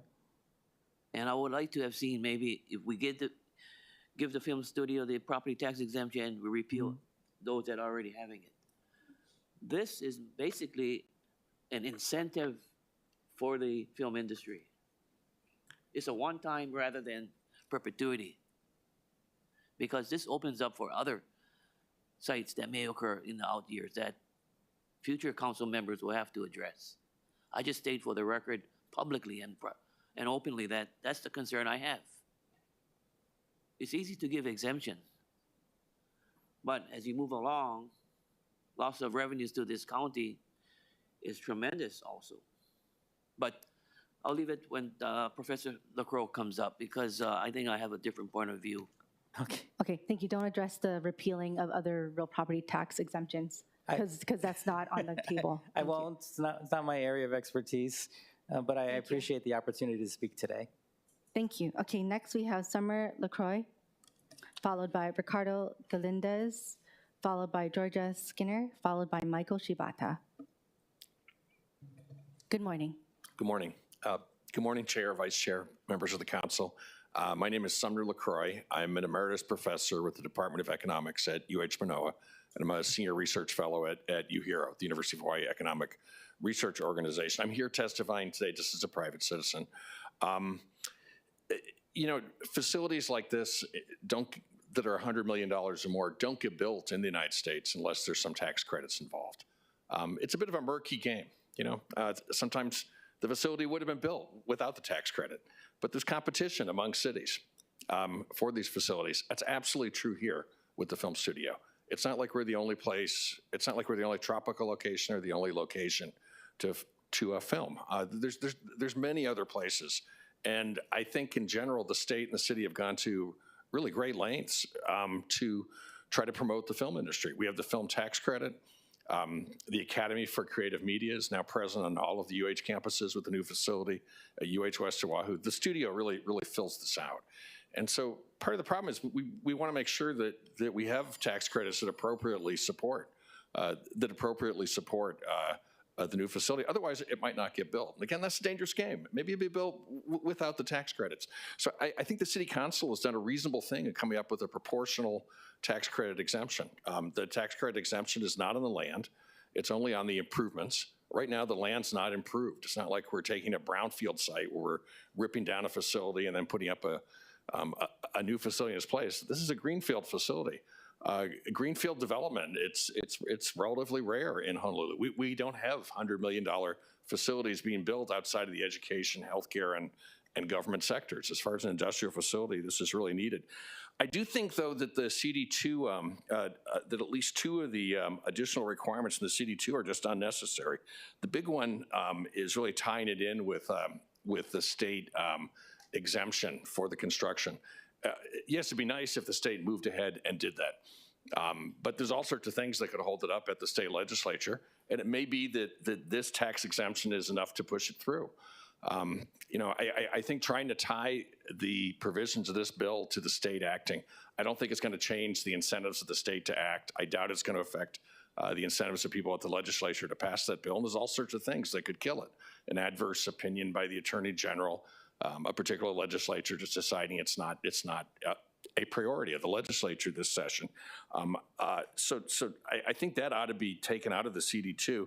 But the other requirement that just looks onerous to me is the one with 100 new jobs. It may well be the studio doesn't employ 100 people. That's not really the point. The point really about the studio is it's going to be rented out to producers who are going to be bringing in people and providing jobs via their rentals of the facilities. It's really unclear how many jobs that the studio itself might provide. But I think the way to look at some of these extra restrictions is that they're reducing the value of the credit to the developer. And the whole point here is to try to make sure that we maximize the value of the credit to the developer.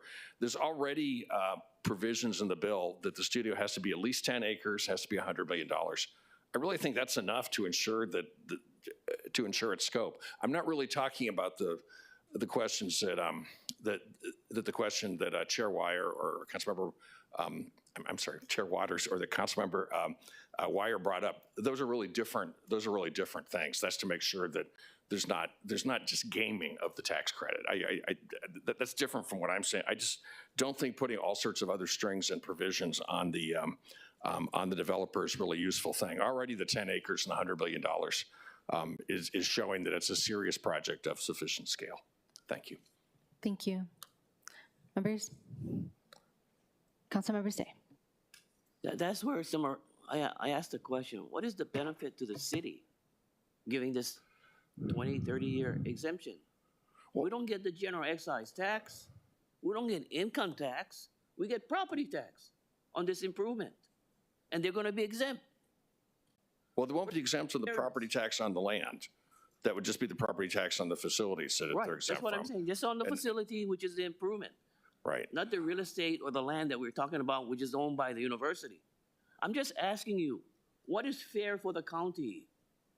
Well, I think that the other thing that the county ends up getting is the other thing that the county ends up getting is more jobs for people in the county. That's a really serious thing. I understand what you're asking about it from a revenue point of view, but if for example the tax credits are not provided and the facility is not built, then there's not going to be the tax revenue coming in from the land anyways.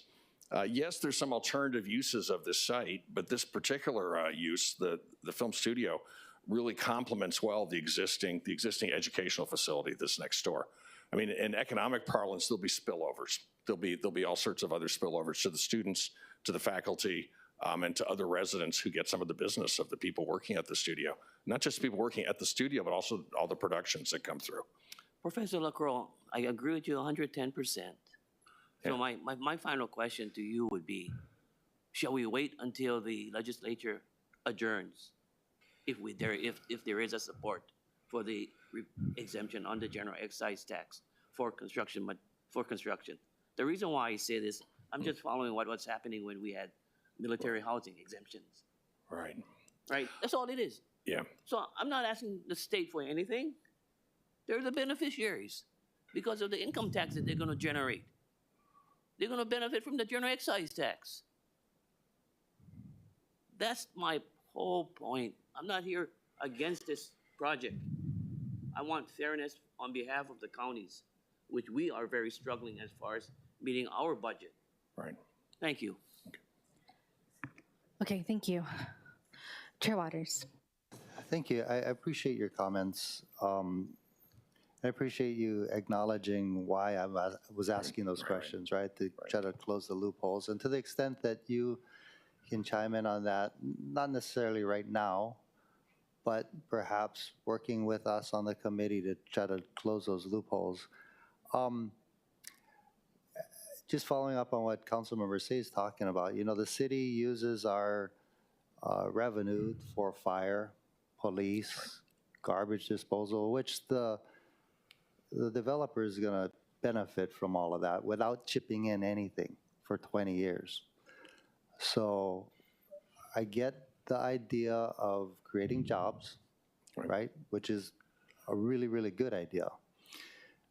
But none of that revenue comes back to city government. It all goes to state government.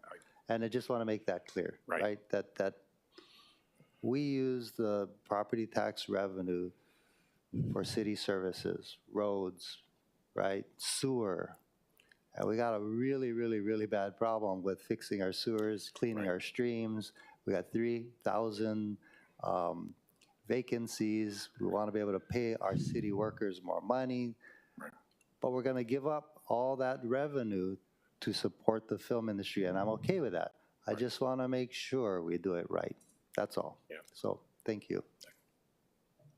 Thank you. Okay, next we have, actually, Mr. LaCroix, I've been asking the city department relating to something I think we've been discussing for a while now, and I think something that's also missing that I'm looking forward to working on is the proposed definition for local workforce development that we need to include. It was a supposedly not minor thing, but I still don't have that. Do you would you be willing to work with us on that such definition? Sure. I'd be Thank happy you. I to help. really appreciate it. Okay. Next is Ricardo Galindez, followed by Georgia Skinner, followed by Michael Shibata, followed by Angela Young. Good morning. Good morning. Chair, Vice Chair, members of the Council. My name is Ricardo Galindez. I'm co-founder of Island Film Group, which is one of Hawaii's oldest and largest film and television production companies. We do feature films, we do Sundance films, we do independent films, we do commercials. And prior to the pandemic, when we would travel to the various film festivals, we would introduce people to the concept of filming in Hawaii, and we would say, oh, by the way, we operate the largest film privately owned television studio in Hawaii, and their eyes would get really big, and I would say, it's 2,500 square feet, so don't, don't get too excited. We were fortunate enough to put together a group of both local and mainland studio developers and a proposal to the University of Hawaii. And we're fortunate enough to be selected to enter into negotiations with the University of Hawaii to build out the studio complex at UH West Oahu. I think everyone has said this before. I can't stress enough that the financing of a film and television studio is extremely difficult in the best of times. As we've talked about, the high cost of construction in Hawaii, although generous and certainly necessary arrangement we'll have with the University of Hawaii with the 34 acres, it is leasehold land, which makes the financing of a $100 million construction project even more difficult because as developers, we won't own the property. So banks aren't interested. We are going to be putting together a financing proposal that takes a little bit of every benefit that we can find, whether they're tax exemptions, tax credits, workforce development, private equity, everything we can to make this work. And I've been doing this for 20 years. And as Chris mentioned, we have a robust industry, but we can capture so much more of the productions that come here. Because when they just come here to shoot our locations and leave, first, it costs them more money to move people back and forth. And second, we're just giving away all that activity that goes to all the other places that have film and television production studios. So we're very excited. The announcement was just made this morning to work with the university. I think a lot of the questions of the current bill could possibly be answered by the fact that we will now be working with the university, and we're going to have to come to agreement with them that hopefully would satisfy a lot of the questions that maybe the council members have had so far. Thank you. Thank you for your testimony. Councilmember Tolba. Thank you, Chair. Mr. Galindez, let me ask you this. How can you help us understand how Bill 59 will support the construction of the film studio? And then I got another question. I think just in general, and my financial person isn't here today, but when you are constructing, building out the pro forma for how you're going to build something that's going to take a tremendous amount of time for permitting and planning and all of these things, you have to get someone, we have to get someone to commit to finance this as we go. And so knowing what pieces we have in place is going to help us do that. So if there is a tax exemption, that's going to help put that financing package together and encourage someone to put up the $5 to $10 million of pre-development money just to get the project off the ground. And while we're putting together the rest of the package. So again, it's putting these pieces together, and that's what developers do, and that's really what producers do. As a film producer myself, we are like general contractors and developers. We put all these pieces together. We have people, we have property, we have investors, and it all has to come together and work. And I think with the University of Hawaii as our main partner in this, we're gonna have a good chance to pull it off. Okay. Second question is, after today's announcement, can you give us like an estimated timeline of events or what happens next and how far out from actually, we breaking ground? Well, we have a long road ahead of us. This is, to quote many people, this is a marathon, not a sprint. We have to enter into negotiations with the university on the leasing of the property and the master plan. This is going to be easily 3 to 5 years, I think, before we actually see something we can point to out there on the property. Thank you. Thank you, Chair. Thank you. Okay, thank you, Councilmember Tolba. Thank you. Any other questions for Mr. Galindez? Okay, Councilmember Say. Do you support the exemption on the general excise tax for construction materials? I'm sorry? Do you support the provision of Madam Chair's committee draft in regards to the exemption of the general excise tax on construction materials as part of being part of your financial research along with? I think that would certainly be a piece of it, as we're obviously down at the state Capitol. You and I have been in discussions over the years about the film tax credit and whether the production tax credit should also apply to construction. So again, that would just be a piece of the puzzle. Thank you very much, Ricardo. Thank you. Okay, moving forward, we have Georgia Skinner, followed by Michael Shibata, followed by Angela Young. And then if anyone else wishes to testify, testify, please line up if in person to my left, your right. Thank you. Thank you, Chair Cordero, members of the council, Georgia Skinner, Creative Industries Division, Department of Business, Economic Development, and Tourism. Thank you again for all of the contributions of all the council members and probably many industry people that you've spoken with. We really appreciate, and as a state partner in this, we do feel that the state GET exemption is critical to being able to combine both state and city opportunities to build this facility that we know will help generate many jobs, not just regionally, but I think within the state itself. I do support the measure. I understand the concern regarding the, as Councilman Say mentioned, the length of years. The main thing is that the film tax credit sunset date should align with any other sunset dates for any other exemptions. It would help us to I think also review ongoing to make sure that we spot check how this is working for the city and county as well as for the state. And the reason that there are 3 measures, I think, moving, as Chris said, is this is a confluence of great energy put in for more than 20 years, I think, in trying to build something. And this is our hub of the film industry development. And as the film industry changes with new technologies, I think that you will see that this, along with the training, is critical to build that workforce for today and tomorrow. And I'm happy to answer any questions. Thank you, and I appreciate that, bringing up the different sunset date. Look forward to that discussion as well. And members, do you have any other questions? Okay, Council Chair Waters. Thank you.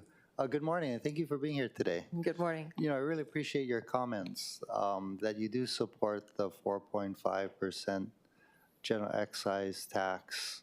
What would we call it? Council members say exemption. Exemption. The idea really is to put pressure on the legislature to get it done, and we're trying to help you put pressure on the legislature.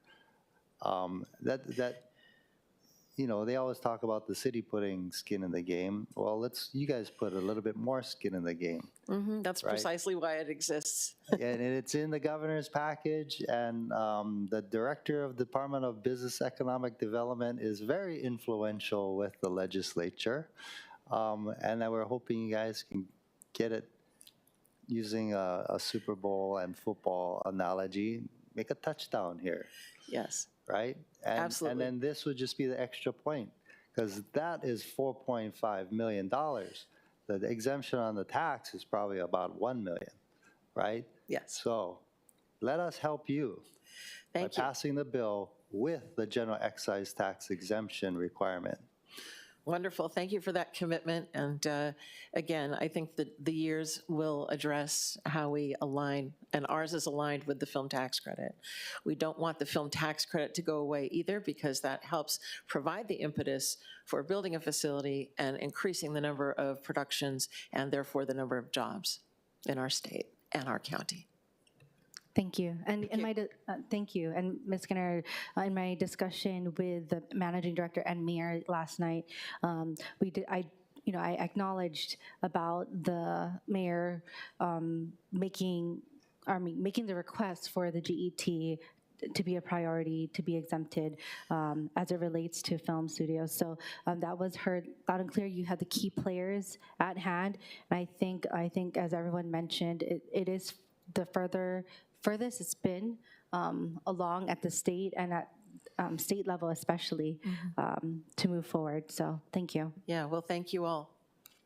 Okay, thank you. Chair, one last. Oh, Council Chair Waters. Thank you. Not so much a question, but a request. Can you help us tighten up the bill so that it does help the film industry and we don't have loopholes? Yes, absolutely. I think there's some sections with a little retooling that would be helpful, particularly workforce development, some of the other things that Sumner mentioned. So thank you. Happy to do it. And I just want to also acknowledge Senator DeCoit and our EET committee for also having their companion bill that addresses the GET. Thank you. Thank you. That's good to hear. Okay, moving forward, we have Michael Shibata, followed by Angela Young, and then anyone else who wishes to testify, please line up on my left to your right. Thank you. Hello. Aloha. Thank you, Chair and members of the committee. My name is Michael Shibata with the University of Hawaii's Office of Strategic Development and Partnership. The university stands on its written testimony. We are in support of Bill 59 and the intent. We did have some concerns about some of the additional amendments that were included in the proposed CD2 that was posted online on the committee agenda.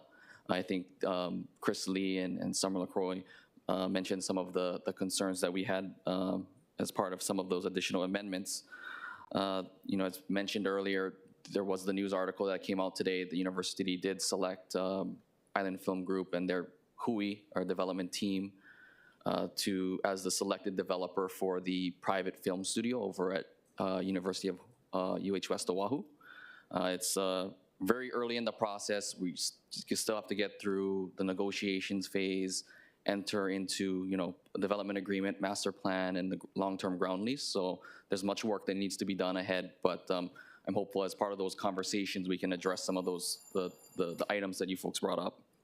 And then just lastly, I think that process will help to be a benefit to the island of Oahu, the state of Hawaii, the larger film industry, as well as a component to integrating with the Academy of Creative Media via internships and further workforce development for the people here.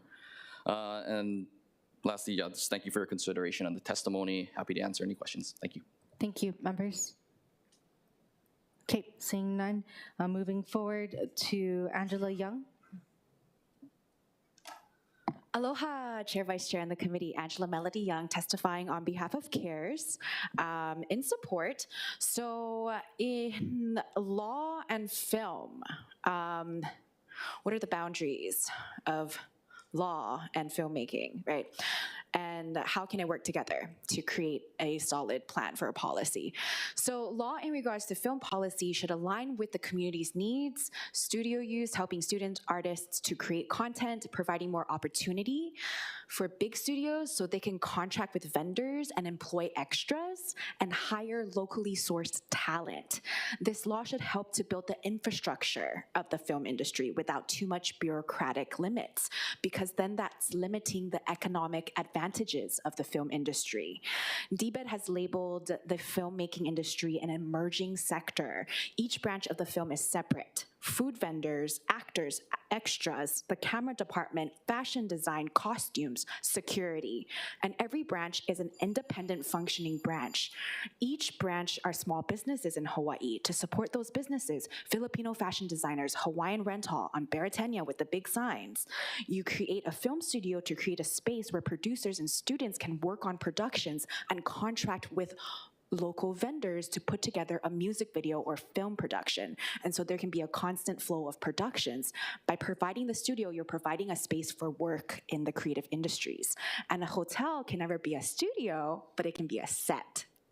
So pre-production is the planning and coordinating vision boards, designing costumes, organizing fashion designers, working with musicians, music artists. If we were producing a concert, pre-production is getting the lineup of the artists to play. Movie pre-production is the longest process. It can be months or years, like Star Wars was like years long of pre-production planning. Pre-production is getting all the credits organized that you see at the end of the movie, organizing everyone in the credits, that's pre-production. Booking the camera, planning the scenes, planning transportation for the actors, that's pre-production. Post-production is editing the scenes that you get from production. Production starts the moment the camera starts filming. Going to Kualoa Ranch with the camera crew is the production process. Post-production, if you can envision it, happens in a studio, editing on a computer. So these are very distinguished and separate processes, the three production processes. And if lawmakers are hesitant about the definitions, we can look at the California's jurisdiction and the statutes and laws of how that state defines productions and studio facilities. We are not reinventing a wheel. We're trying to develop an emerging industry, and we can copy California's law to give assurance to council members, senators, and representatives that these industry standards and policies are legally sound. And thank you so much. I think the council should move this bill forward. And I've worked with the Recording Academy, Don Misher, the producers of the Oscars, the casting Thank you, team Angela. who produced Paul Rudd's Drag Race. So I'm really looking forward to some live action movies. Thank you. Okay, next in-person testifier. Oh, please press. This one. Check, check. Hi, aloha kako. My name is Irish Barber. I'm the business representative for IATSC Local 665. We are the technicians and artists behind the camera. We make all the actors look good. I have very detailed testimony. Thank you for moving this measure forward. I just wanted to highlight that the film facility is the anchor to any show. It usually stays vacant until a show comes in. So I just wanted to let you know that it's not bustling with activity unless a show comes in. Otherwise, it's just a very small maintenance crew that's there to do repairs and upkeep. TV shows that have come here, over the past 20 years, the Diamond Head facility has been occupied almost consistently. When Lost left, they tried to bring in a show for their studio to keep the the facility when CBS moved in, when ABC couldn't get traction. So these tenants, once they move in and their TV series, these are long-term employment, as close to full-time employment as we can get. So this is a super important bill to us and will help to train up our workforce. Thank you. Thank you very much, members. Okay, seeing none. Oh, yep, hi. Aloha kako, aloha Chair, Vice Chair, members of the committee. My name is Tuyana Scanlon. I'm International Trustee for the International Alliance and President of Local 665. I stand in my written testimony in support, and so does our local. And just wanted to address some of the things that I heard.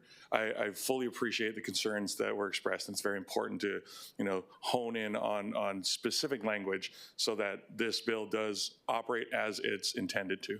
And I wanted to throw out a couple of unquantifiables that things like a film studio and this film industry, when we invest in it, it is an investment in our community.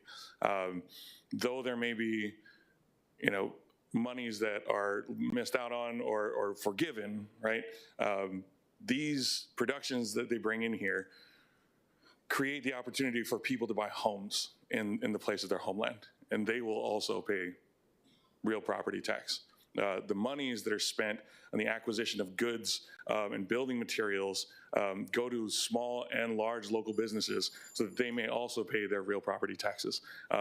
It means that it is a generational uplift for folks who may have had to move away from the islands, no longer need to seek that option. I know that I was able to purchase a home because of this industry.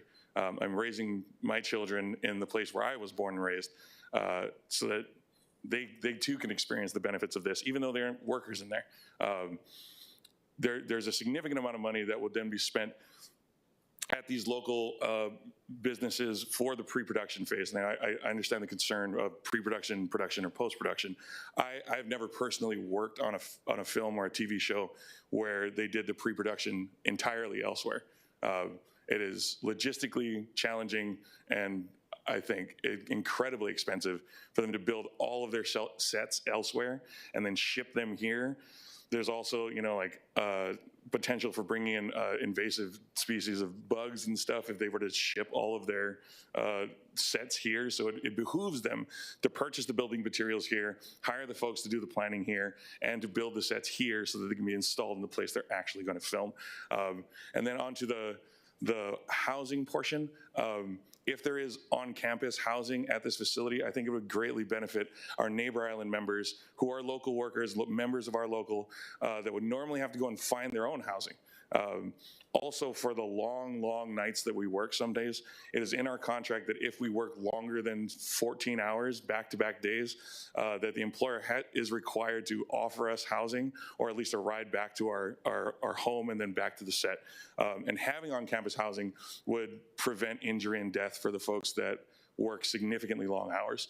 So I do appreciate the concern that it shouldn't be a true to God hotel, but having on-campus housing would greatly benefit the health and safety of our members. And as far as training, last bit, that I'm personally working with Good Jobs Challenge Hawaii. I sit on the state's Workforce Development Council to create an entertainment technician career pathway program through the Windward Community College so that we can bring in the DEI interns, the portion of our contract that works with producers to identify historically excluded and underrepresented communities, to give them a pathway into this industry so that they can also reap the benefits of it. Thank you. Thank you. Okay, members.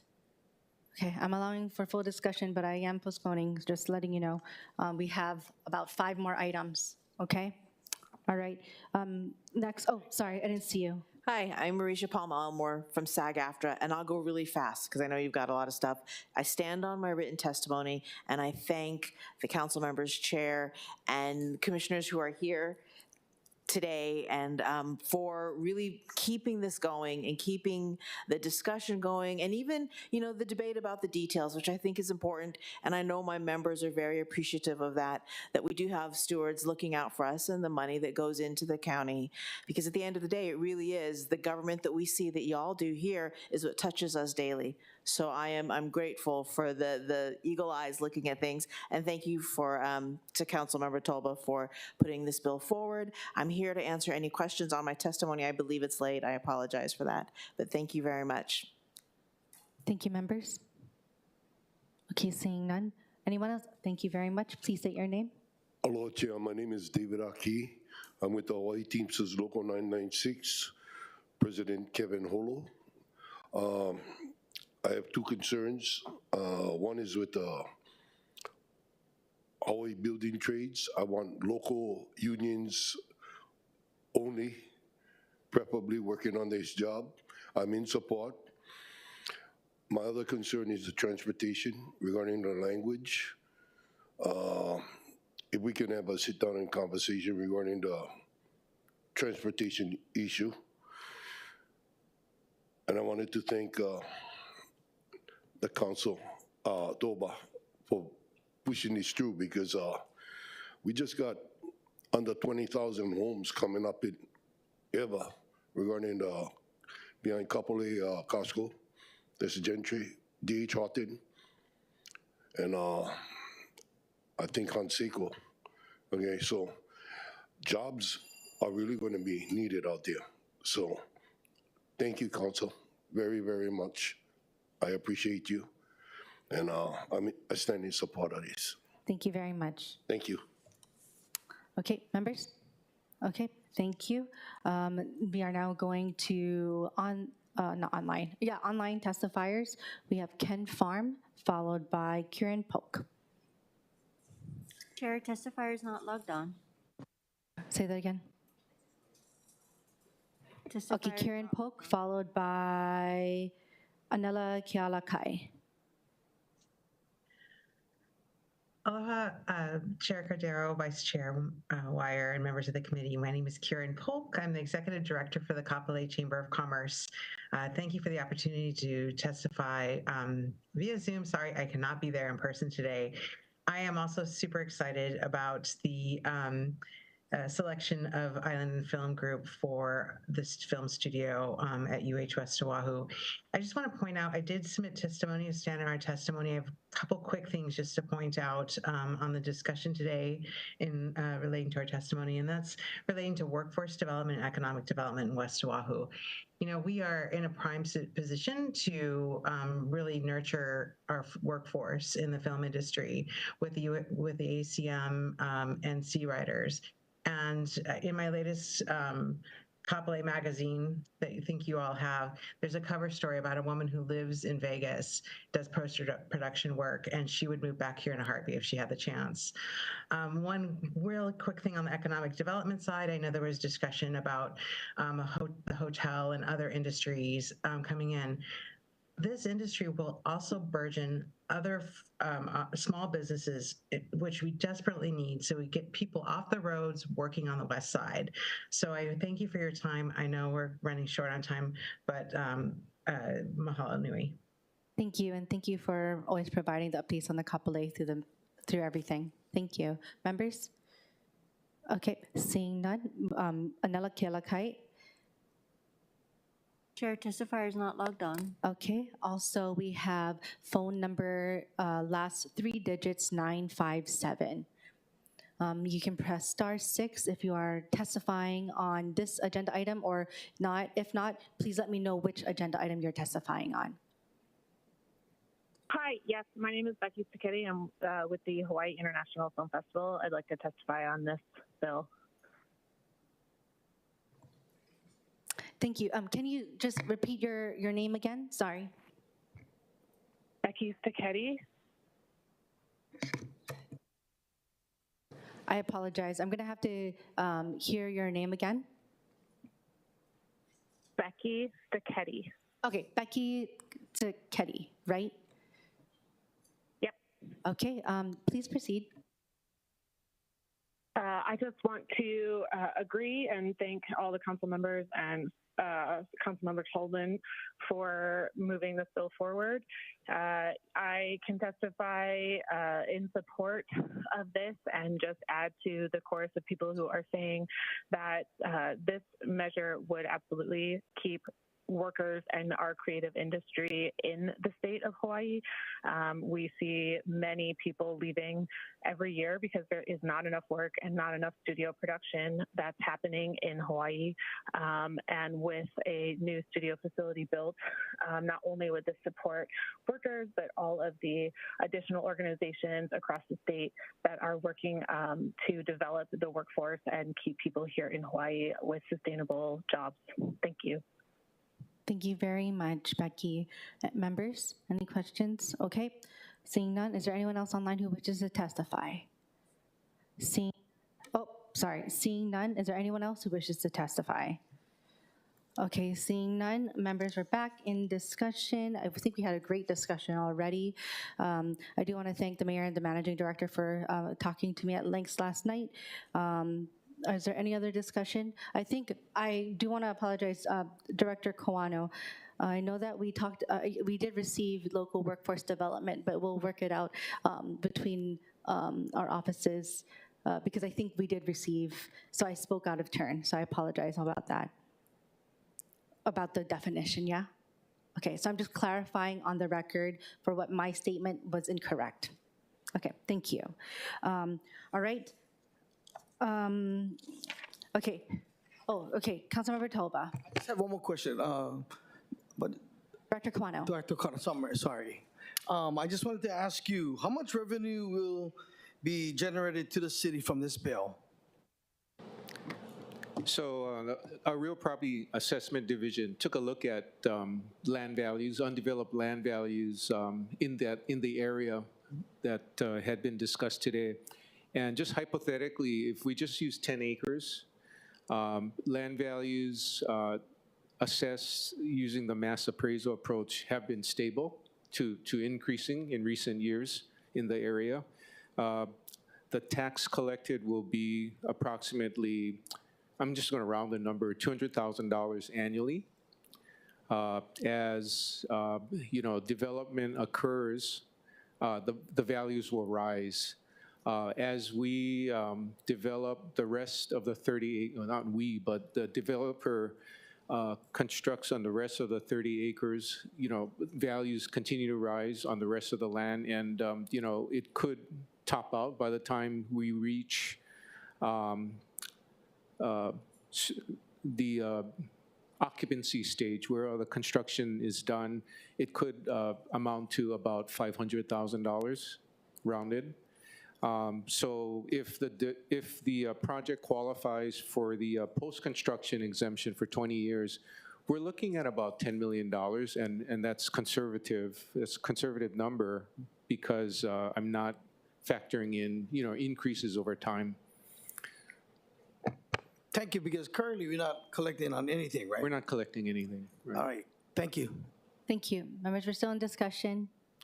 Okay. The chair then recommends that Bill 59, 2023 CD2 be postponed to a date and time to be determined by the chair. I want to share that this is not related to the actual issues of the bill language, although as a great discussion that we've had, we do now have time to discuss that. I did have a great discussion with the managing director and mayor, so I appreciate them for reaching out to me late yesterday, to discuss further deliberations as it relates to other development outside of the language as well. So that's one of the main reasons. So I just wanted to thank the members for also allowing me to go over time with the discussion and also the testimony. With that, any other discussion? Any objections? Any reservations? Hearing none, so ordered. Moving forward, agenda item, okay guys, we skipping this is number 3. Number 3. Excuse me, I'm wrong. I was about to skip number 3, sorry about that. Okay, Resolution 24-22, which authorizes a transfer of $28,027,221 in general fund monies from the Office of the Chief of Police Patrol, Special Field Operations, Investigations, and Support Services activities from the salaries character of expenditure to the administrative services activity salaries character of expenditure for the fiscal year 2024 to color salary shortages relating to the Metropolitan Police recruit positions. Members, we have a hand-carried proposed CD1 by myself, which is OCS 2024-0089, 2024-906 AM, submitted once again by myself, and the CD1 makes the following amendments. It deletes a whereas clause which references an inapplicable ROH citation. So once again, this is an inapplicable ROH citation. Then for B, it makes miscellaneous technical amendments to conform to standard drafting conventions, notably to insert the standard now therefore term at the end of the newly renumbered second whereas clause. Once again, this is for drafting purposes. And then C makes other miscellaneous and technical non-substantive amendments. With us from the administration, we have Major Alcaro, I'm sorry if I said this wrong, Alcaro from the Honolulu Police Department. Please tell me how to state your name. Good morning, Budget Chair Cordero. My name is Elgin Arquero, Arquero. Got it, thank you. Council Chair Waters and Vice Chair and members of the Budget Committee. I'm here to answer any questions regarding Resolution 24-22, the movement of monies from various police activities to Admin Bureau for recruit salaries. Thank you. Members, before I move on, I just want to clarify that this expenditure, this movement of money is $28 million, 27,221, hold on, I'll repeat that, $27,221 between the different activities as stated in the resolution, and this is mainly for salary shortages. So I just wanted to highlight that for our members to ask questions for. Are there any questions before I go into questions? Okay, Council Chair Waters. Good morning. Thank you for being here. So just curious, so salary shortages, is this because of overtime? This movement of monies from various areas in the department, we're requesting to move these monies to 1101R, which is specifically for recruit salaries. It can be, we've done this is pretty standard in the past when we took an average of the last 4 fiscal years.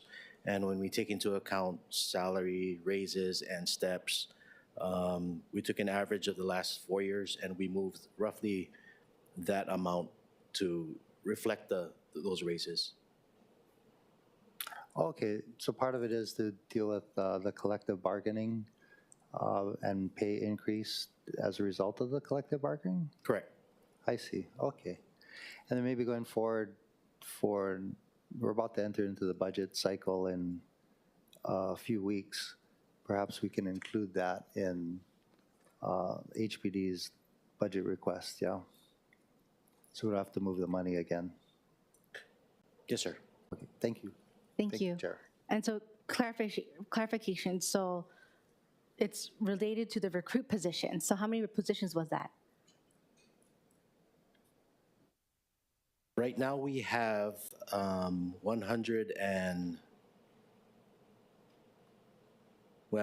75 recruits right now in training. And there's several reasons why we're moving the monies now. Normally we move it in the beginning of the fiscal year, but there's several factors that strategies that we kind of changed to attract more recruits. Part of it was the 313 schedule, schedule changes to attract new workers, teleworking, 410. So we did various things with our scheduling. There's an uptick now. So in the last recruit class is in the mid-20s. So we see a difference in recruitment. Slowly but surely, but I think our efforts and our changes are really making a difference. Oh, that's good. And does that mean there's also retention for that? For the recruits as well? We're working on strategies for retention as well for our current employees and for longevity for when these recruits come in. So we're still planning those out. Okay, so the funding, the salaries doesn't also take account retention, funding? It's part of the same pool in the same activity, yes. Okay, perfect. Okay, I'll ask more questions. So You said it's 75 positions right now, but can cover how many positions? 100? Well, this is for future recruitment as well. So we wanted to make sure that the salaries were there when we get future recruits coming in. Okay, so how many total again? Right now, we have 75. No, total does this coverage, this transfer cover? Positions. Correct. I'd have to break that down further. Would like to hear about that in the, if we do move this out. Okay. So as it relates, there are a number of transfers from the different character of expenditures, and so I was wondering, does this affect, would this salary shortage affect your department's funding request for the fiscal year, next fiscal year? No, Okay. it does not. Got it. Okay. So, yeah, I think nothing. I mean, I would have really liked to know how many positions, because we have 75 right now, but we don't know how many positions the transfer covers. So, if I could ask, I just want to let you know, I'm going to ask that question again in council if we do pass this out. So if we could have that response. Thank you. Members, any questions for this? Okay, thank you. Now we will move on to testimony. Thank you. Okay, we don't have any registered testifiers online. Is there anyone else online who wishes to testify? Okay, we don't have any registered testifiers in person, but is there anyone else who wishes to testify? Anyone else who wishes to testify? Okay, seeing none. Members, we're in discussion relating to transfer of funds. I think this is good, guys. I mean, we have 75 recruits. I don't know. I know that there's been a few recruit classes the past year. Sorry, I don't know how, I was like, I don't know when I should say that I'm excited about this, but this is good, right? How many in the past since, I want to say July 1, how many recruit classes did we have? Let me clarify that 75 number. So this last recruit class was in the mid-20s. Oh, yes. So in total, we have 75 in process right now. Okay. But how many different recruit classes is encompassing the 75 total? 3. 3. Oh, 3. That's good. So, and we plan to do 4 per year. 4 per year. Perfect. So if we do 4 per year, let's say average 20, is the average of about 20 or so? We're estimating, we're trying to reach in the 30s, 30 range. Oh, perfect. So we're shooting a little higher. Oh, no, that's good. I mean, we had discussions just in the last committee, especially on the west side, relating to the need for more officers there. Of course, we don't have a say on where they get stationed or anything like that, but I look forward to, I guess, supporting more of our officers in more of our districts and beats, yeah? So anyway, just wanted to say that I was excited about that number. Okay, any other discussion? Councilmember Say. Just one question, Officer Acquero. Yes, sir. Did we over budget these programs, or by you doing the transfers? No, sir. It feels like from the Office of the Chief Police, 1.6 million. All of these, it seems like a lot of money. And that's why I'm just asking, have we over budgeted for these program IDs within the department? And if we have, do we cut that back? Or have it all transferred to administrative services? The budget for the salaries were consistent with the past 4 fiscal years, and there was a steady rise. The focus for administration is patrol. So some positions that were vacant, that were filled in the past in the chief's office, those positions were put into patrol. Okay, thank you. Thank you. That's actually a really good question. So when you mentioned that some positions or some funding was put into patrol, how much of this 16 million has come from like just vacant positions, and how many positions does that cover?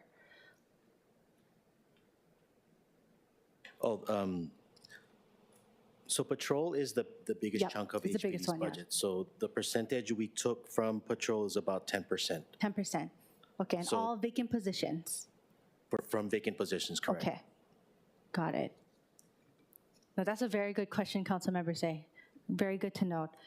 Thank you. I really appreciate that. And I think having the breakdown for how many positions, recruit positions for the whole coverage, for the whole transfer for the 28 million would really help for the next meeting, yeah?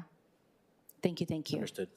Okay, I know I repeated that a bajillion times. I just want to be super clear. That's what I want to hear. Okay.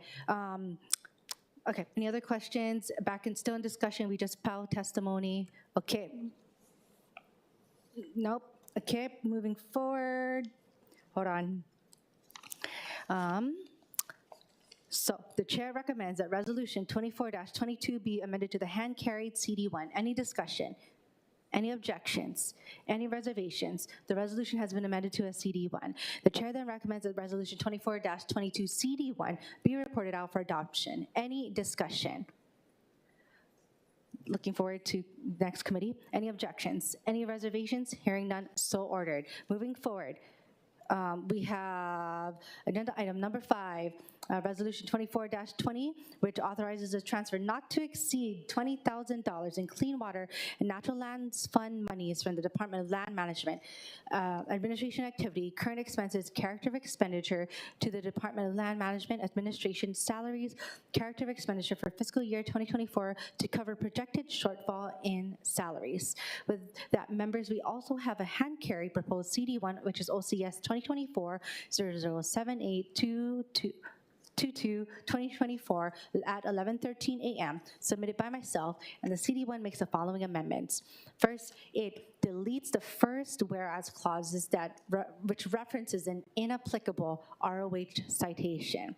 Then it makes miscellaneous technical amendments to conform to standard drafting conventions, notably to insert the now therefore term at the end of the newly renumbered third whereas clause. And C, makes other miscellaneous technical non-substantive amendments. With us from the administration, we have the Director of the Department of Land Management, Catherine Tashner. How are you? I'm doing well, thank you. How are you doing? Good morning, Chair, Vice Chair, members of the Committee of Budget. Happy to answer any questions you may have on this. Oh, sorry. Members, do we have any questions relating to this transfer of funds for DLM for the shortfall in salaries? Yes, Council Chair Waters. Thank you for being here, and good morning. So what happened with the shortage of salaries? When the budget was submitted, we had one staff person working on clean water matters. We now have 2. That helps to provide oversight and stewardship for the properties that were already acquired. And it also assists us with managing the Clean Water and Natural Lands Advisory Commission, which recently moved over to the Department of Land Management for oversight. Okay. You know, one of the things we had talked about during the budget process was utilizing some of the ARPA funds to help meet any possible shortfalls. Did that conversation occur at all with you? So I'm not sure it was necessarily this particular issue, but I remember that we were contemplating using ARPA funds to fund a portion of your budget. This is specifically for the Clean Water and Natural Lands Fund, though. Right. Okay. You know, there's a charter amendment that allowed for the use of the Clean Water Natural Lands Fund for administration. Are you saying that it's, my understanding was that it was for the administration of the grant, meaning the grantee would be allowed to use a portion of the fund to administer it on the land? But you're saying that it can also be allowed to fund your department? That's a good point of clarification. So the Clean Water and Natural Lands Fund allows up to 5% to be used administratively. In addition, the charter amendment allows up to 5% of the prior year's revenue to be used for land management activities, which can be used by the grantee. I see. And again, you're using this for a salaried position that helps administer the program. Okay, so now you have 2 people who work on this, as well as Correct. yourself, so 3. And Deputy Director Suzuka, yes. I'm the Deputy Director 4. Okay, thank you. Thank you, Chair. Thank you. Wait, hold on. You have a, oh, sorry, Director, you have a Deputy Director? Yes. Oh. Oh, okay, so hold on. That's good to know. Okay. Okay, that wasn't my question. Okay, just for clarification and information for the public. So can you please share when did the Department of Land Management take on the staffing of the Clean Water Natural Lands Advisory Commission? That became effective at the beginning of this fiscal year, July 1, 2023. And that includes reviewing the fund applications, yeah? Correct. Okay. And you know, it was with BFS prior, right? And so what role does BFS and Corporation Council have with reviewing the fund? So anything money, I'm totally going to defer to the Department of Budget and Fiscal Services, yes. Corporation Council assists, you know, once, so the way that the fund is administered, an application comes in, we assist with review of it, and then it goes to the Advisory Commission, who then recommends it to City Council for funding. Then it comes back to DLM, and with the assistance of Corporation Council, we negotiate the transaction. Thank you. Transaction for the acquisition of a real estate interest, whether it's a conservation easement or a fee simple interest. Okay, so then reviewing and staffing is now lying with DLM.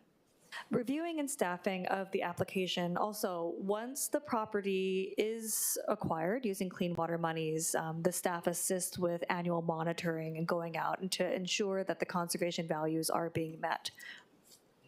Okay, got it. Members, any questions? Okay. Okay. Well, definitely would love to, you know, be updated with the department and its different growth. I know that we've done different. We've supported the growth of the DLM, but now with DLM and Clean Water Natural Lands Fund, like, is this going to be reflected in the fiscal year 2025 budget? Yes. Okay. These positions are currently personal service contracts, but we submitted a reorganization to make these permanent civil service positions, and so that will be reflected in our budget request for the next fiscal year. Okay, got it. Okay, thank you. I look forward to also meeting with your new deputy director. Sorry, I forgot the name. Keith Suzuka. Okay, okay, thank you. Let's see here. We will go into testimony. Thank you. We don't have any registered testifiers online, but is there anyone online who wishes to testify?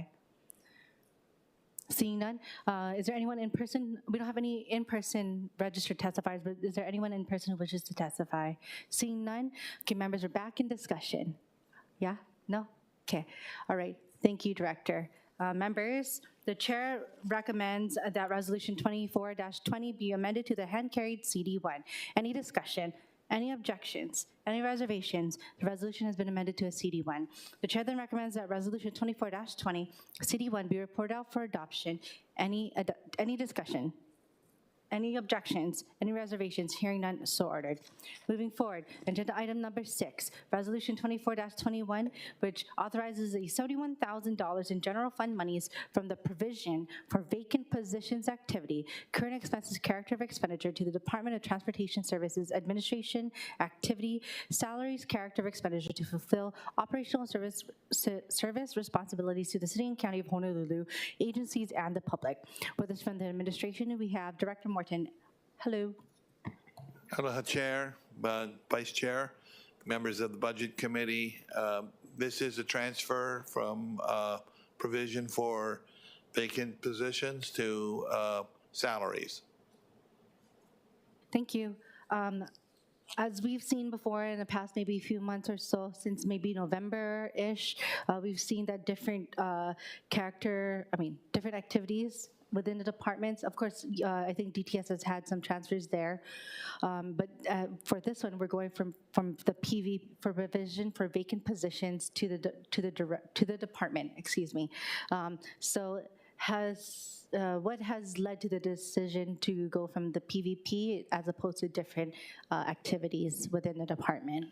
Well, the final use of these will be to fund three contract positions that are in the department, have been for some years. And basically, it's just a process of when we initially budgeted, we follow the rules on how to budget for such positions. And we just, we didn't really have any big changes in it, but we are requesting the transfer to just fully fund the three contract positions. And are the contract positions filling vacant positions? Now, well, they three contract positions have been there for a few years. One goes back many years, actually. But they have been there for at least 3 years. Oh, wow. Okay, so when I ask the start date, so they're going to be already there? They, I can get the start dates back to you. Yeah. Yep. All right. And is there a position classification for those contract positions? It'd be my preference to have them all ultimately as civil service positions. That would be my preference.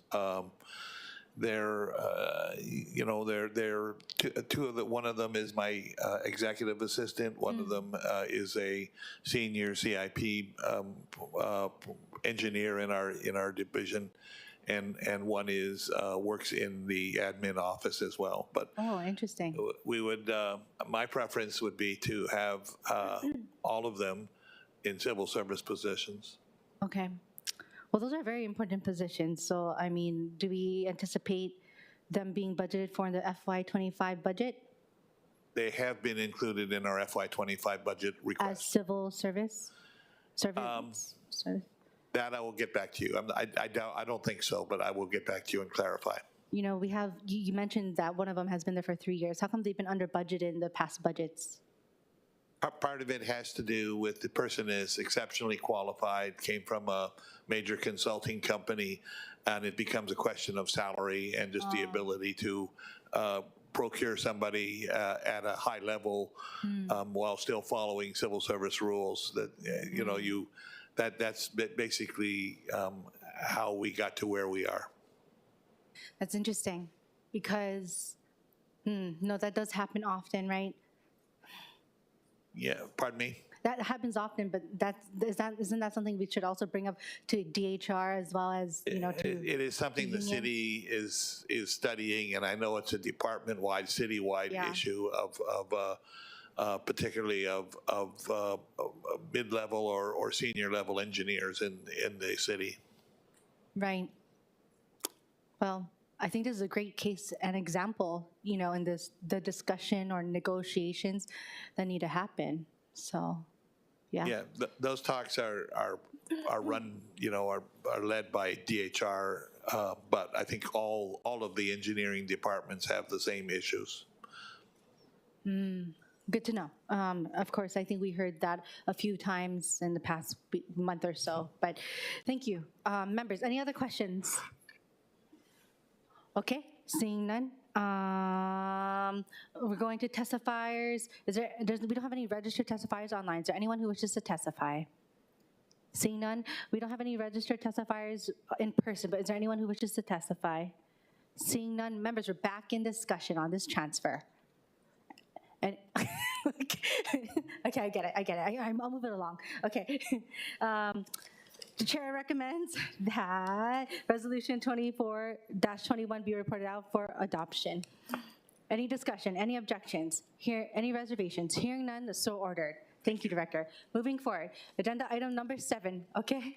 Resolution 24-18, which approves a 5-year non-exclusive license agreement with the United States of America Department of the Navy for continued use of land at no cost within portions of Kuahilani Neighborhood Park, identified as TMK 9-4-005:046 and Anania Drive, Mililani, Hawaii, for environmental tests, well monitoring, and a subsurface electrical line. With this one to the City Administration, we have Director Kawano.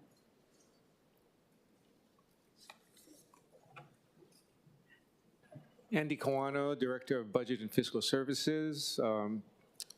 Budget Chair Cordero, I signed off on this new license agreement for the Navy.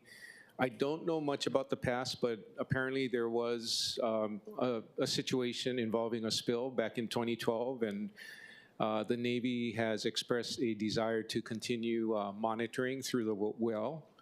And the license agreement provides non-exclusive use of a part of the park, and it can be terminated with 6 months' notice to the Navy.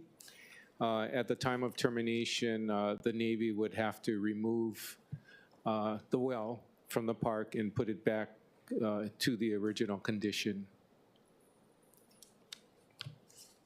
Thank you. So the administration supports this 5-year agreement? Yes. Okay. And will the Navy be providing results on the monitoring to either your department or just anyone from the city administration? I believe they'll provide reporting if they detect problems, and we haven't gotten any notices of further spills or leaks, you know, since we've been here in the administration. But we expect that they'll continue to monitor, and if at some point they decide that everything's okay, they'll stop licensing. You mentioned any other spills or leaks, especially during like our time and stuff. So does that mean it's related to Red Hills? The I don't think so. No, it's not. Okay, yeah, it's a separate situation based okay, on just what like I've read. other leaks for the wells that they have In that area, apparently something happened back in 2012. Yeah. Oh, like fuel? I'm not sure. I wasn't around at that time. Yeah. And I'm just reading the documentation, and based on my reading of it, I'm thinking that if the Navy feels that it should continue monitoring through you know, its test equipment at that well, I thought it just made sense. So I'm agreeing to approve the non-exclusive license agreement. Okay. Thank you. Councilmember Kiaina, I think she may have further clarifying Thank you. I questions. just trying to clarify. So this is actual testing and monitoring for an actual well that is utilized by the public? The well is it?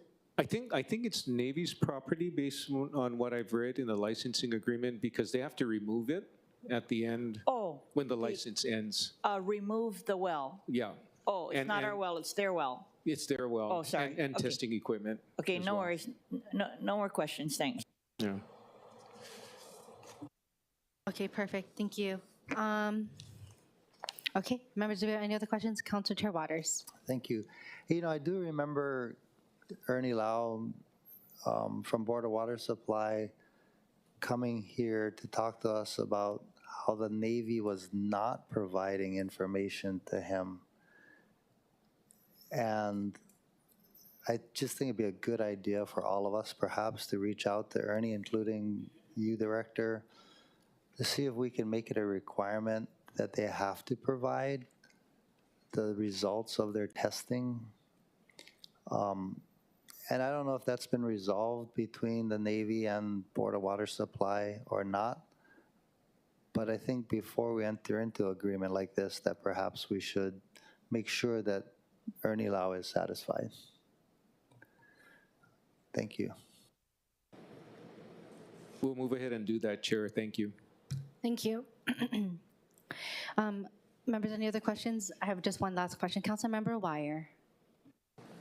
Yeah, thank you, Chair.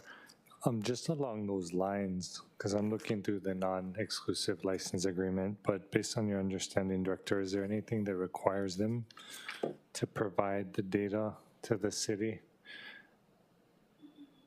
Because I'm not seeing it, but I don't know if I'm missing it. There isn't anything specific, you know, in the document right now for the Navy to provide reporting on their testing. Okay. Do we know if that conversation came up at all during the drafting of this, or we don't know at this time? Yeah, I'm sorry, Councilmember, I was not involved in the drafting of the document. It appeared to be something that is sort of like perfunctory in nature. They wanted to, extend their capability to, continue testing.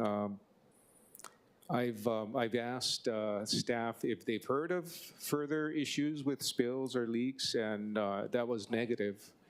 So my thought was that they're just being it. They're just entering into the new license as a matter of caution to have the capacity to do testing if anything came up. Okay. Yeah, but we don't have a requirement right now in the license agreement for the Navy to provide reporting on testing. Yeah, I mean, I guess it's good. They're still testing if, there were potential impacts from the fuel spill, but I would echo those sentiments shared earlier by Chair, that getting that information would be helpful. Thank you, Chair. Thank you. Great questions. One last question that I have, Director. I noticed that the resolution, so they had an agreement. You said this was done in 2012, yeah? Correct, yes. And then it was extended to August 2022, yeah? Correct. And then we're having this approval resolution, but there was no other prior resolution requesting the council to approve that extension. Do we know why? I don't. It happened before my time, so I don't know why the prior extension didn't have a resolution. We'd love to find out if and when we do pass this, and in the next meeting, maybe a question that I'll ask in council. Because it also... Acknowledged. Okay, yes. And because I want to know if the extension to 2022 was done by a prior council, maybe like back in 2012, and then also, if not, if the extension was signed on just solely by the city administration. Got it. Yep. We'll research that. Thank you. Thank you very much. Was any other questions for this? Okay. We don't have any registered testifiers online, but is there anyone online who wishes to testify?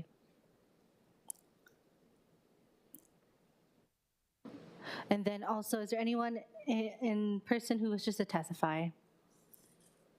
Seeing none? Okay, members, we're back in discussion. I have a question, Director Quano. Is there any connection between these Navy wells to our city's water supply and wells? As of this current moment, I have no reason to believe there's a connection, but as Chair Waters asked me to check in with Ernie Lau, I will ask him and report back to you at full council. Would it suffice if we postpone this and wait for that information to come from BWS? I don't have a problem doing that. Okay. That's fine with Members? me. Yeah. You guys okay with that? Okay, thank you. I appreciate that. I just, there were certain questions that came about that was really good information, a little, especially like the extension and the agreement that there's a pocket that's missing. So would love to have this in the future budget hearing, yeah? Okay, members, oh, excuse me.